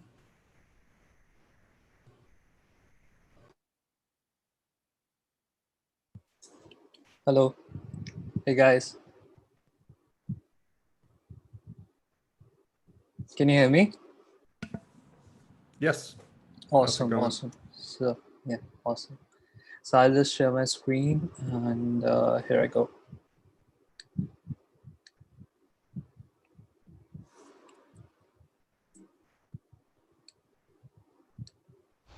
Hey guys, I'm Partha from Team Flashmint. Hey you all, this is Sachin from Team Flashmint. Hey guys, this is Mitra from Team Flashmint. Hey guys, this is Sanjay. Hi, I'm Vitor. I'm one of the creators of Flashmint. Flashmint is a game. Yep, it's a DeFi game playing with real money. It's a gamified way to building with no code arbitrage transactions, finding opportunities in the market and executing them without the player having any need to have any capital, as we're leveraging flash loans. This is quite neat. As you can see on the screen, this flowchart represents a way for a player to exploit an arbitrage opportunity. So a player defines which interconnecting blocks, each one representing a DeFi protocol or an operation in a DeFi protocol, will be used to construct this transaction and execute this opportunity. When a user executes this opportunity, we show him on the sidebar the corresponding amounts of each step, the balances that he has after each step. And if he has a profit, we just transfer it back to them and the block end. Yeah, but just by having this little amount, just enough to cover the fees, you're gonna have the user being able to execute this transaction and take advantage of this opportunity. They just make this a social sharing platform, so people learn how to perform this arbitrage, demystify, democratizes these opportunities in a way. So you have this chat component where people can talk about what they are doing. And if you like to look at this small little panel, you have a scoring, a leaderboard type thing, which actually shows the actual profits. And the idea is, and this eventually didn't get implemented because we got to this during the hackathon sprint, but the idea is to allow sharing of these boards through the screen. For example, every time someone scores, actually makes a profit, together with the link showing, hey, wallet XYZ did this amount of profit, had this score, we can actually go and tap and see how the opportunity was made, which connecting blocks were used. So you can explore what's going on and use it as a learning tool. We do have a few improvements to make. For example, right now, if the UX focused on building the transaction, one of the feedbacks from design exploration during this sprint was to actually, this is not the only step needed, but identifying the opportunity is actually a very strong component of doing this. So we need to expand the UX flow to actually permit the user to go and find these opportunities and then build on top of them. So it needs to be an informative terminal as well as a no-code platform. So yeah, this will be the next steps for Flashmint. Well, Thank you very much. That's it for the product video, and please let us know with the questions.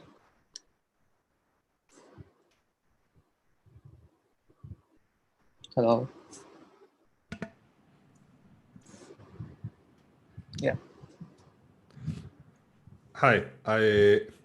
I like the UI. I'm trying to think of a question. As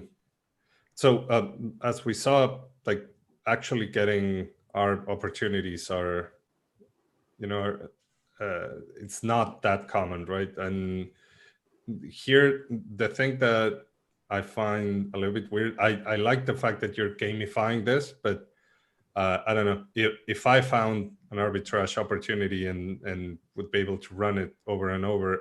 I don't know if I would necessarily share it with others, right? Yeah, but it's like a come and go, right? When our opportunities come and go really quick. And we have seen in the ecosystem already arbitrage DAO, and people are actually building ARB monitors and sharing them in the community.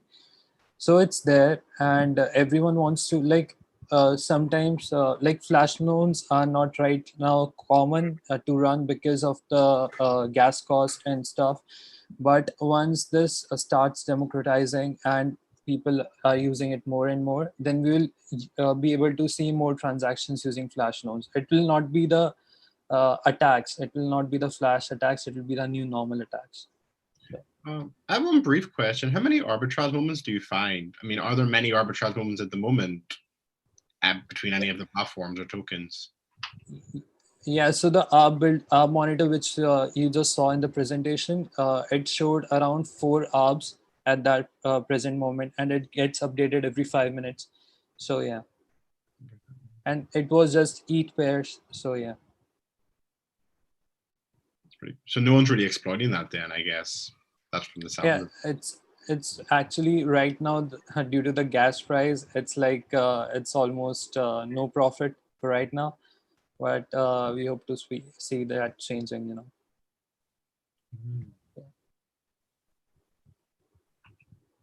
Also, we are gamifying this so that more and more university students can come along. Like in our team also, we have 3 university students.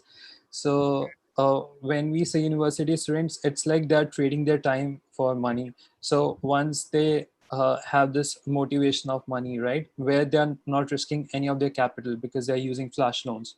So they'll be more and more interested in exploring, how to earn that. And of course, the technical overhead is high, but if we are just focusing on a special use case, that is flash loans, then we will be able to, iteratively show to the users that how you are using our monitors and how you are using DexAG.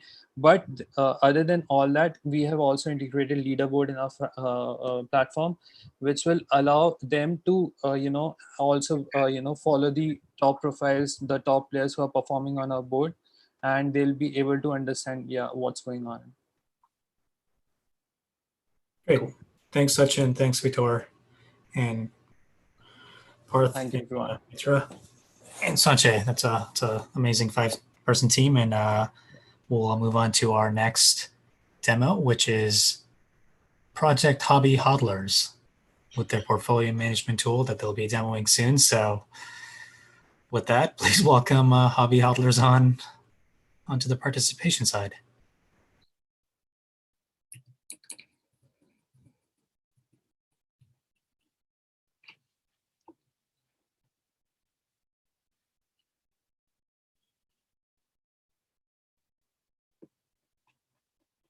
Hello, everyone. Hey, how's it going? Going awesome. I'm gonna play my video. Hello, fellow decentralized citizens. This is Trevor Clark. I'm the creator of HobbyHodler, a decentralized finance portfolio and goal management tool. So many people are using multiple cryptocurrency wallets to track their digital asset holdings. I've created a tool that helps you take all of those different wallets and look at a single pane of glass to track all of those holdings. This is a project that helps you take the time to invest in projects that you believe in and keep tabs on them over time. So my solution is HobbyHodler. It's a self-hosted application for viewing portfolio assets, achieving your goals, and researching your next move. This is a totally made up metric, but 91% of users are using more than one wallet or exchange in cryptocurrencies. But I've found that it's actually kind of true. If you look at the app marketplace, things are focused too heavily on just one blockchain or single use case wallets. So this is my concept for multiple wallets.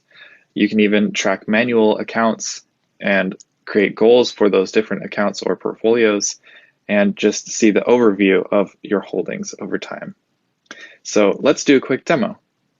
Let's set up a new HobbyHodler portfolio. I'm going to use Portis, as this is where it's an easy single login for a user. It finds my account and loads it in my HobbyHodler portfolio. So the wallet loaded there. Let's create a goal. So let's use Ethereum. We already have Ethereum wallet loaded up. And let's do 0.5 Ether. So once it's tracked that, it will load up my goal. You'll notice it's worth $101 at the current date. Now, if we look in the portfolio, you'll see that this is my account balance over time, and here's the goal, my goal versus the account balance. HobbyHodler also keeps track of different assets across different feature sets. So you can look at things like DAI and calculate how much I would earn if I had a starting balance of $250 held within Aave, for example. You can also see other rates and staking rates if you're looking into proof of stake, and check just how much you would earn if you use those protocols. So HobbyHodler is not only just a lens to view your holdings, but also a way to research different assets that you would like to get into.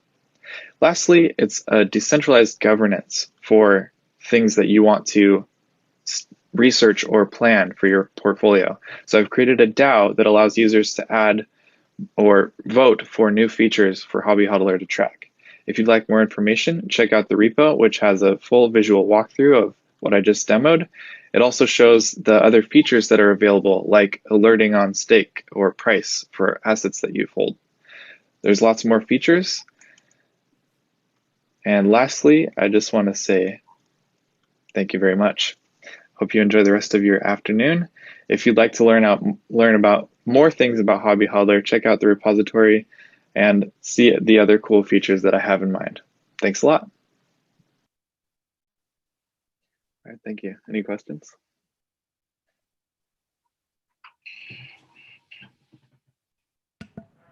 Yep. That was really impressive. There's a couple of things that I really liked. The first one is that it is self-hosted. That for me is really important, because yeah, that means that the data hopefully stays in my computer. Also the research tab, that was really good. I hadn't thought about an integration with that before, but it really makes sense. So you can look at different things for the and I also think there's like a lot that you can do with the goals. Like, for example, a really basic one would be getting 32 ETH, right, to be able to stake once Ethereum 2 comes out. And I think you could do interesting things, or maybe deals with other tokens, so that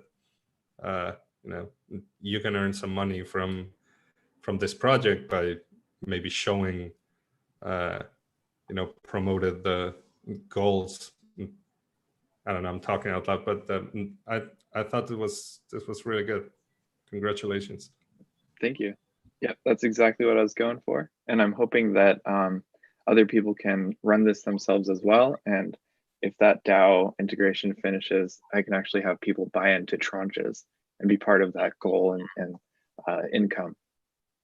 Yeah, you go ahead, man. I'll ask after. Oh, no worries. Just want to sort of second Mariano's, comments. Super cool. Been sort of looking for something like that. I think especially like doing a lot of discovery across all the DeFi assets, and being able to do discovery for the various protocols would be super powerful. And there's a social element to it as well. But really cool stuff. Great work. Thank you.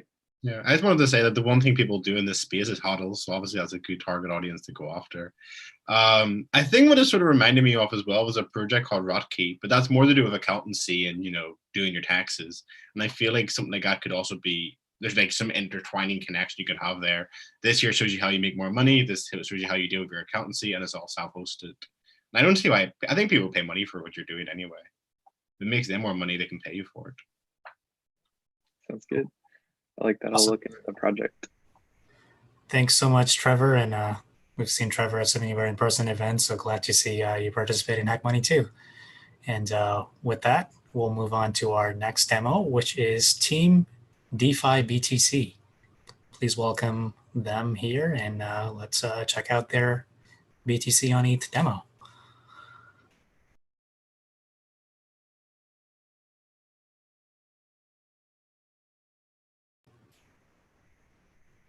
Hi, I'm Viraj from DeFi BTC, and I'll share my screen. Sounds great.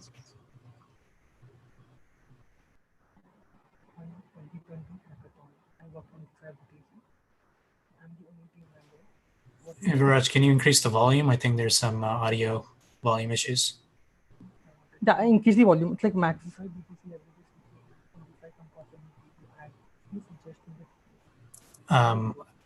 I think we're still having some AV issues here. So can I just make sure that when you are sharing your screen, it says proxy audio in Zoom? So can you exit the screen share and then make sure you check the audio box?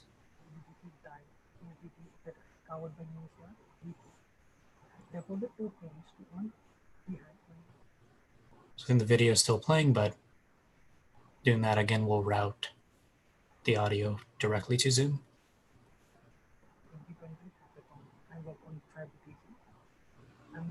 Ooh, unfortunately, that did not fix that.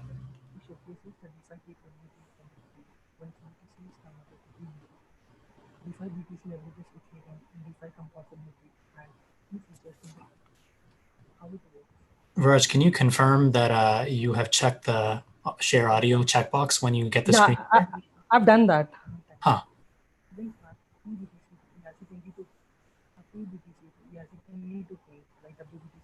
Maybe you can just talk us through it, I guess. Yeah, I think it might be easier if you can just talk through this because we're not able to hear the audio. Yeah, I'll just do that.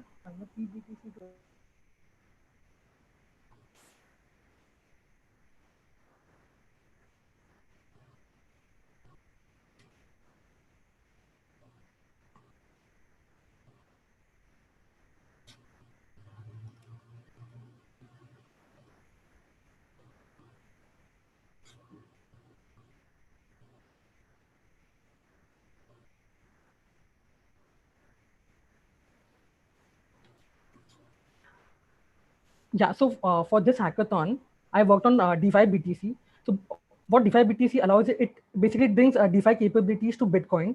So you can deposit Bitcoin and get equivalent PBTC. PBTC can be redeemed for Bitcoin anytime. The next thing that you can do is you can swap PBTC to ERC20 tokens. Say, for example, you can swap PBTC to ERC20 tokens like WBTC, DAI, USDT, etc. And this is powered by Uniswap v2. Then what you could do is you could deposit tokens to earn interest using A tokens. Say, for example, convert PBTC to WBTC and deposit it to Aave to earn interest using AWBTC. You earn interest for every Ethereum block. 8 tokens can be redeemed to get tokens back anytime. The next cool thing that you could do is you could stream tokens using Sablier. So easily stream tokens like PBTC, WBTC, DAI, Aave interest-bearing tokens, etc. And you could redeem tokens from stream in a single click.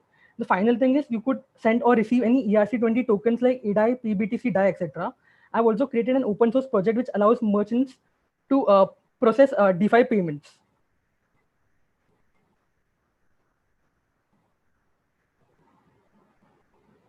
Yeah, and this is the user interface. So when you come in the screen, you see your PBTC balance and account. And say, for example, you click over here, BTC address is generated. And what you could do is you could send BTC to that address, and corresponding PBTC tokens are minted. After that, you could swap PBTC to WBTC. Finally, then you can deposit to Aave and you get corresponding AWBTC tokens. And you could also redeem them to get WBTC back. And finally, you could also create a Sablier stream. For example, you could stream PBTC to some recipient. You can select start time, end time, amount, and then click create stream. once you create a stream, then a stream ID is generated, and the recipient can then enter the stream ID, withdraw amount to withdraw from the stream. Finally, you could send tokens like say PBTC, WBTC to an address, and also create an open source project to process ERC20 payments for DAI, PBTC, DAI, etc. It's a non-custodial solution which allows you to trigger your own purchase flow on transfer confirmation.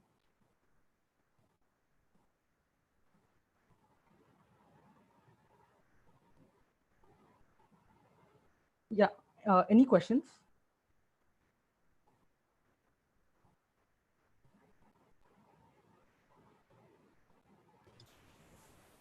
Sorry.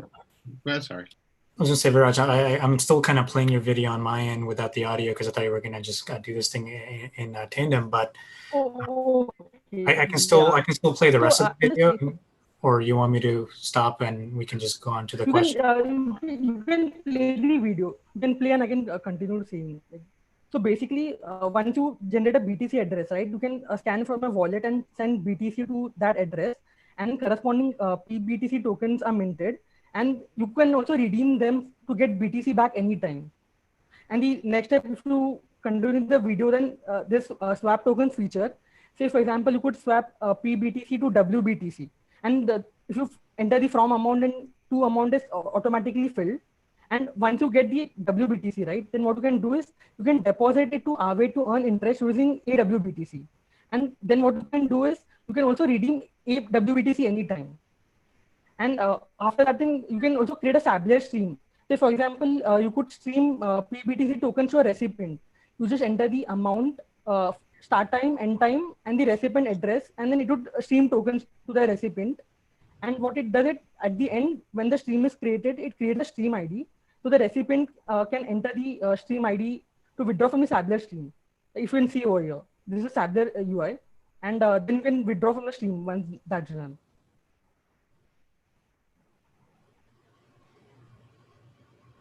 And the next step would be, after this, there's a step where you can send tokens basically.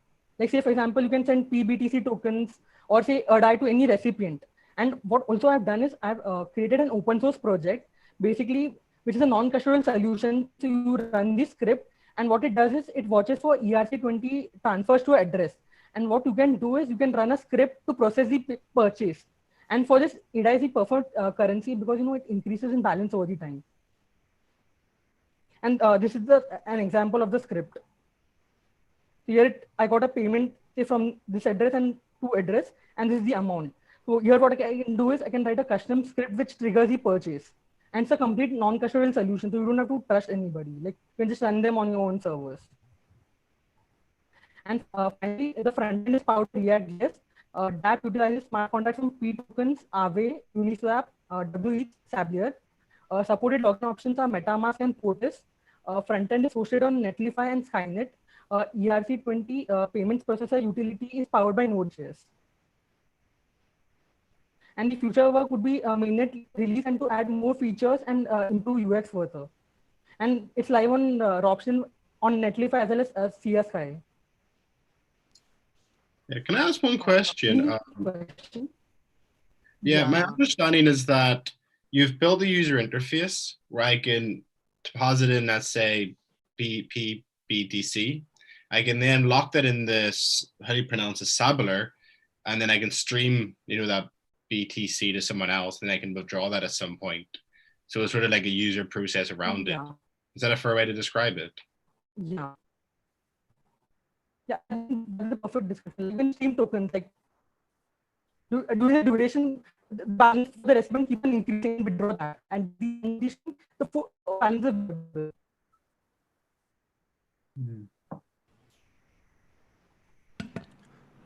Yep. I'm having a little bit of trouble with the connection, but I will say one thing that I liked is that you could flesh it out as a portal for Bitcoin people coming into Ethereum. It's like you got a way for them to mint tokens on the blockchain, and then you have like 3 or 4 different use cases, right? You can, like you say, you can stream your BTC, or you can loan it, or you can send it. Yeah, I think you can deposit to Aave to earn interest, and so you can also, using Uniswap V2, you can convert to other tokens. And also, I have created a script which says that they can accept PBTC also, or say DAI. DAI balance increases, so there are multiple options. So basically, what it does is showcases how Ethereum and DeFi can be used. It shows DeFi composability, basically. Oh, can I ask one last question? At the very start of the video, do I send actual Bitcoin to it and then it gets converted into the PBTC? Yeah. Okay, cool. So it shows a barcode scanner. You scan it and then it gets converted to PBTC. Then so you can convert using Uniswap to WBTC. Then say deposit to Aave to earn AWBTC. And then say you can also stream tokens using Sablier. And So it's like as well you can send. Yeah. So it basically shows the entire DeFi capabilities. Like. Awesome. Well, thank you so much, Viraj. Yeah, And thanks a lot. so we're coming to towards the end of this this judging day. We have 2 more projects to go. And next up, I'd like to call Bloom Finance to come up and present their hack. Please welcome Bloom.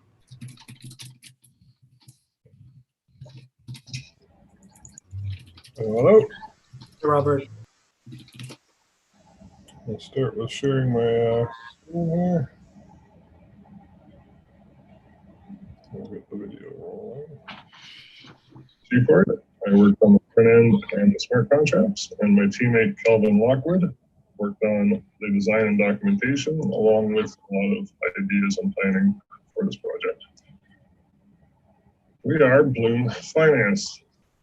We created an app that allows anyone to create custom gift cards or coupons or vouchers for their businesses or stores that, when purchased, earn interest on the deposit. A portion of that deposit is paid to the company in advance, which can help with revenues during COVID-19, and the remainder is held in an NFT that represents the gift card.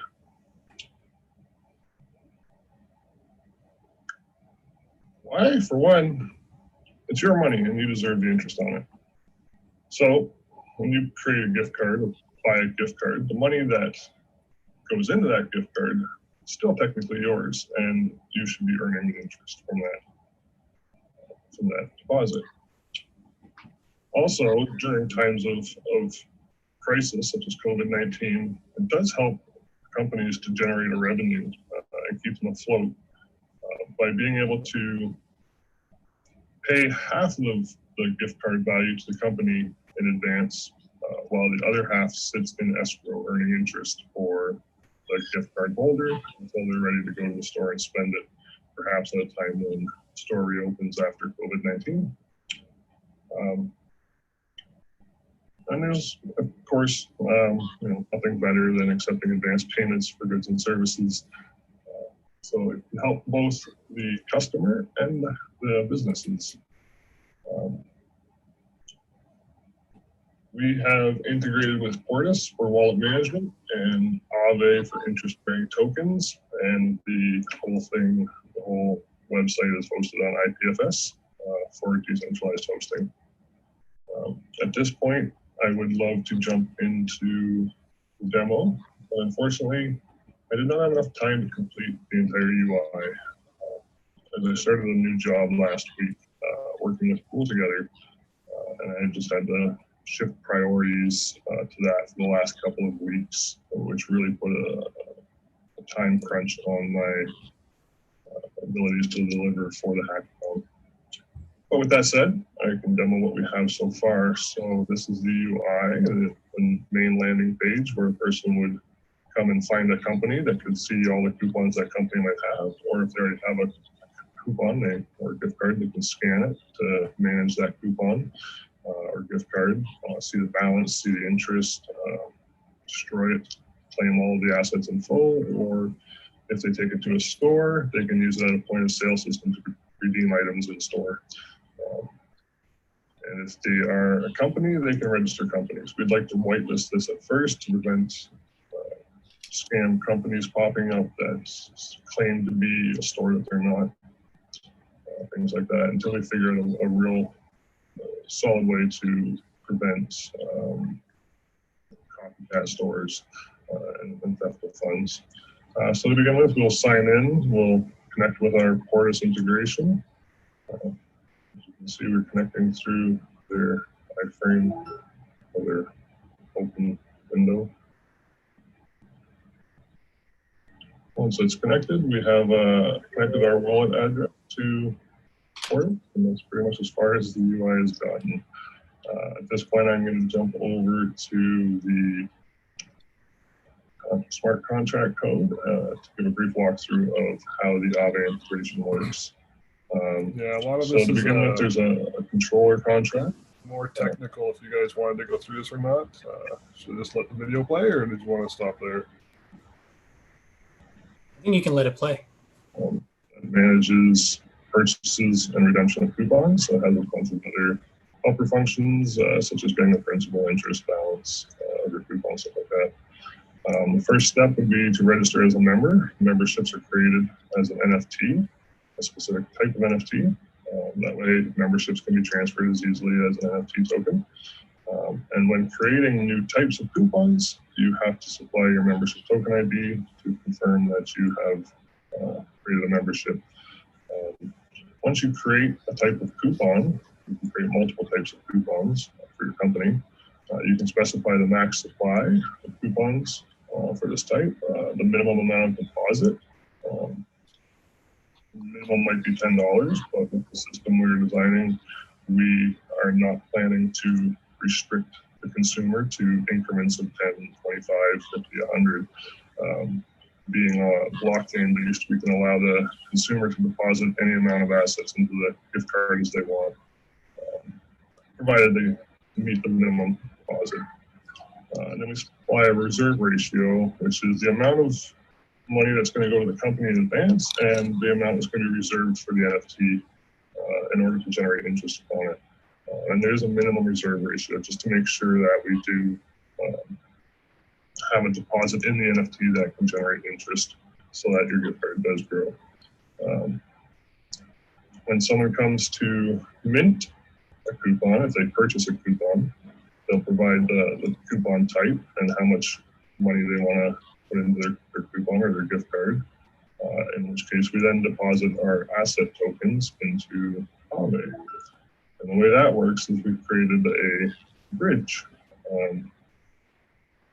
We create really small, slimline, simplified smart wallets that are connected to every NFT that is minted. So every gift card essentially has a really slim, I wouldn't call it a smart wallet, I guess it's more of a dumb wallet.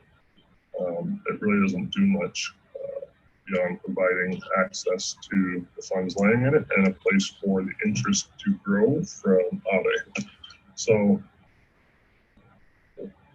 first, when we create a coupon, we'll create a token, and we'll map that token ID to the address of the new smart wallet that we've created, and then we will deposit the assets that we collect from the user into Aave's lending pool. We'll convert them to A tokens through the deposit mechanism. We'll receive A tokens into our contract, and then we'll transfer those A tokens into the token smart wallet, where they'll then gain interest. Now, the only person who has access to that smart wallet and the funds would be the NFT owner. Since the token is owned by someone, we can always derive the ownership of that token and determine who has access to the funds. And that way, the gift card can be transferred just as easily as an NFT can be transferred on the blockchain today. Hey, Robert, I think we're coming to the tail end of the time here, but if there's any sort of closing pieces in this video, that'd be great. But That's pretty much it. It's gift cards that grow in value based on interest deposited. So yeah, that was the gist of it. The rest of it's just kind of a technical walkthrough because I didn't have time to demonstrate the connection with Aave, so I was trying to show the technical integration with Aave that way. Yeah, so any questions, feel free. Hey, Robert, thanks for the demo. Super cool, and welcome to, congrats on joining Pull Together. just on, your last comment on the transferability, I mean, with coupons, like how sort of business make money on them is actually for people not redeeming them and like, sort of maybe giving them to someone else who might actually use them. How do you sort of think about like being able to trade them or like reminding people to use them? Or do you think they will sort of just kind of sit there like, collecting interest for indefinitely? So that's a good question. That's the nice thing about being on a computer base. A lot of the gift cards I have in my wallet, I've actually literally forgotten about and I've never spent, mostly because I have a lot of cards in my wallet and I don't notice them. With our system, we could attach a messaging system. So, I mean, if people wanted to provide an email address associated with their coupon or their gift card, then we could provide periodic emails and updates. Hey, you've accrued this much interest over the last week or month, or hey, you still have this much money to spend at this store. The store is opened, stuff like that. So the technological approach to gift cards gives us that avenue to be able to reach the customers, provided that they want to be reached.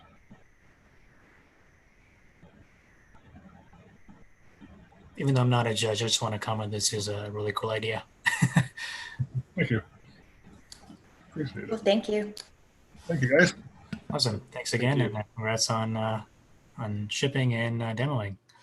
So with that, we have our last hack for the day. And I'd like to call up Collab.Land on to Zoom. So welcome, James. Hey everybody, how's it going? Let me get up this video demo. And yeah, I'll just let the video do the talking for the first part of this, and then we can go into a live demo and answer questions right after. Let me know if the audio is not working. The team at Abridged created Collab.Land this past month at the Hack Money Hackathon to build a simple system leveraging tokenization for community development. Our system takes about 10 minutes to create your own community concierge using a Telegram bot, an Airtable as a backend, and a membership system that permissions access via an NFT using Stripe or through Roll using their social tokens. The tech stack that we used leverages Node-RED, a visual development environment, and Abridged smart contracts. All of this is built and powered by Ethereum. We hope you enjoyed the presentation.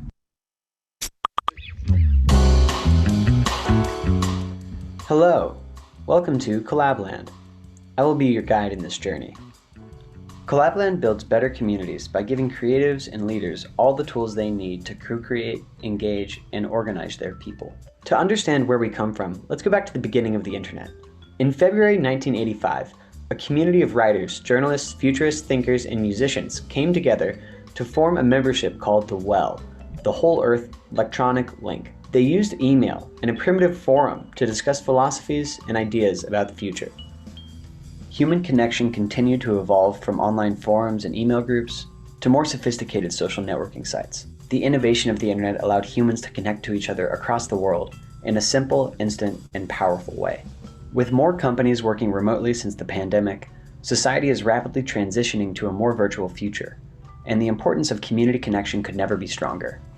These times will set the standard for a new normal of human interaction, and Collab.Land is a perfect tool to foster online community growth. In Collab.Land, you can automate processes to serve your unique community. This bot, or digital concierge, acts as a doorman, greeting members, a referee rewarding participation, a signpost directing traffic, and facilitates decisions through a governance system. Collab.Land is the hub to onboard, understand community goals and missions, and participate in discussions wherever your community lives. The key innovation for Collab.Land comes from aligning incentives with tokens to drive engagement, reward community participation, and facilitate decisions for a community bank. Today, Collab.Land acts as a simple subscription service for community management tools, such as an exclusive chat room in Telegram. These tools form membership systems using an NFT purchased through Stripe, or, for the more crypto-savvy, through token ownership. While simple today, the future of Collab.Land holds many opportunities. Tokens on Ethereum allow for the newest and most flexible way to create aligned incentives. People are actively tokenizing themselves, like Alex Mashmash, their contracts, like the NBA basketball player Spencer Dinwiddie, and their communities, like Reddit. Collab.Land has a 3-phase roadmap. The first phase will optimize the automation of personal token sales and ISAs. The second moves our focus to community tokens and systems with a common bank. In the third phase, Collab.Land will tokenize the platform itself in order to begin the process of decentralization. The feature set of the phases mentioned includes integrating more robust participation graphs like SourceCred, as well as DAO frameworks with Layer 2 voting systems. Our team comes from around the world, and we work remotely with a mixture of experience in Web3 and Web2. This project would not have been possible without the amazing designers and storytellers who helped shape the vision. The key features of Collab.Land includes a tokenized membership system, a participation award system, as well as an account contract for each user. Bots in Collab.Land automate membership onboarding, user participation, community information, governance, and Ethereum accounts. Sign up for our waitlist today. We're excited to collaborate.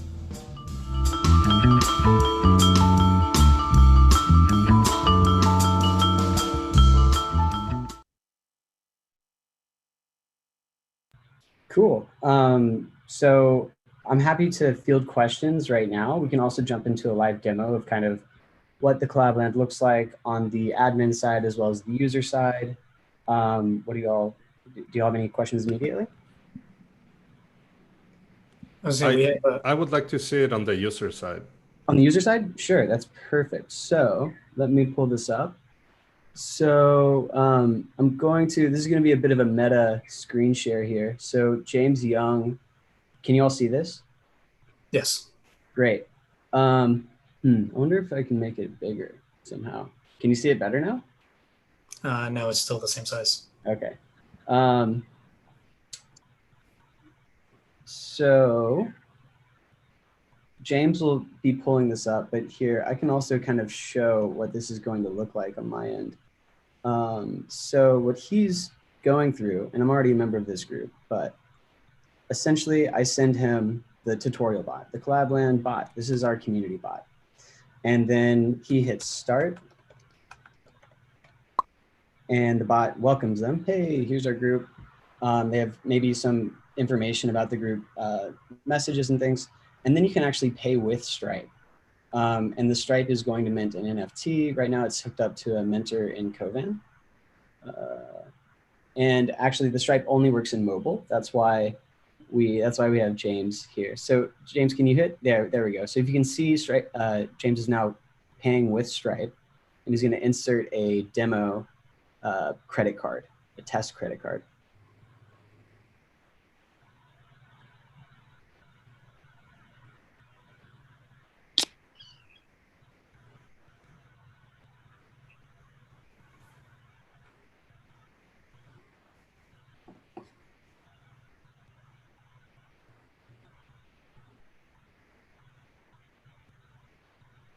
Cool. And then the token will be minted. And I can pull up the address too and show the sort of admin system. But then James will be able to join the group. And on my end, the bot greets with number go up in this instance. So it's a nice little thing. And then this is our community. And people can talk. And then a very simple, the first iteration of this, one piece is like both we want to allow people to use resources and tokens to align incentives. The other piece though is like there's a social layer to the system. So eventually we'll integrate something like SourceCred. At the moment, we just have a leaderboard that is very simply counting messages within the group. And so you can just, it's like a very simple proxy for participation. It's not perfect, obviously, but that's what we have moving right now. And all of this is set up within this little form system. So it looks a little bit like a Zapier form where you have like easy access to the API tokens you need to insert. And then, and then you can add your subscription options and your information on your community here. The services will include Stripe. But they also, you could think about using different types of tokens in here. And it could be a custom token system where you're using any sort of network token to create your own permission chat room. And then the dashboard is just links for community information. And then the community rewards is again what I was describing earlier. Right now it's just that counting system, and you can see James is like testing it on this side. But then eventually we'll integrate source cred and other more sophisticated community participation graphs. So this is kind of what we have today. But yeah, curious if there are any questions about the system or how we built it or anything specifically. This was a super fun presentation. Thank you for it. One question I had was just trying to link this to the personal token element. Is it more from the aspect of like, hey, I can use like this platform as a way to sort of manage my followers? Is that what you had in mind? So there's a number of ways we can use the personal tokens for this. So for instance, we've talked a lot to Alex Masmish, and it's an easy way, one, to maybe offer your personal tokens as like a token sale. So if people want to come and participate in your community, maybe they have the personal token integrated into the bot, and then they're directed to a Uniswap to purchase that or something, for instance. Another is that in this system, within the admin information, we can integrate into like Airtable, and it's an easy way for that personal token owner to keep track of the people there that do own those tokens. And so it's relatively flexible. You could also say, set up a consultancy, and maybe your personal token is just, worth hours of your time.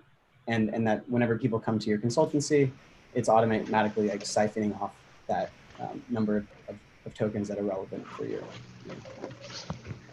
If I may add real quick, if you guys can hear me, we're also imagining experimenting so that a DAO could be collateralized by personal tokens. So that if you're an artist, let's say a musician, maybe you have a band, or that then comes together as a DAO, where when you have ticket sales or get tipped, whenever revenue comes in, that actually goes into the DAO. And since it's collateralized by your personal token, you can have some type of rev share, and then you can kind of go meta with that. So you will have a DAO of DAOs where it's like a record label, for example. So there's different ways to like mix and match organizationally. Are you going to integrate this with the GM's DAO? With the James Yes. DAO? Oh yeah. Absolutely. Yeah, exactly. we need it. So, and like the governance system's sort of a few steps ahead, right? We kind of really want to make sure the token permissioned access and then these simpler features are solid, and then integrate that governance whenever, once we have that product a little more hardened. But definitely keen. Awesome. Well, thank you so much, James and Eric, and both James, all three of them that are on this call. This was a great presentation and a great close to our day one of judging, and we'll try to end the live stream now and be ready for tomorrow. So with that, thank you everybody for demoing. Thank you so much for everybody who was in all the different time zones that stayed out late to present and hear the comments and questions from our judges. And we can't wait for 7 more days of more demos. So thanks again, and we'll see everybody tomorrow. Thank you, judges. Thanks. Thank you. Thanks, all. Bye. Bye.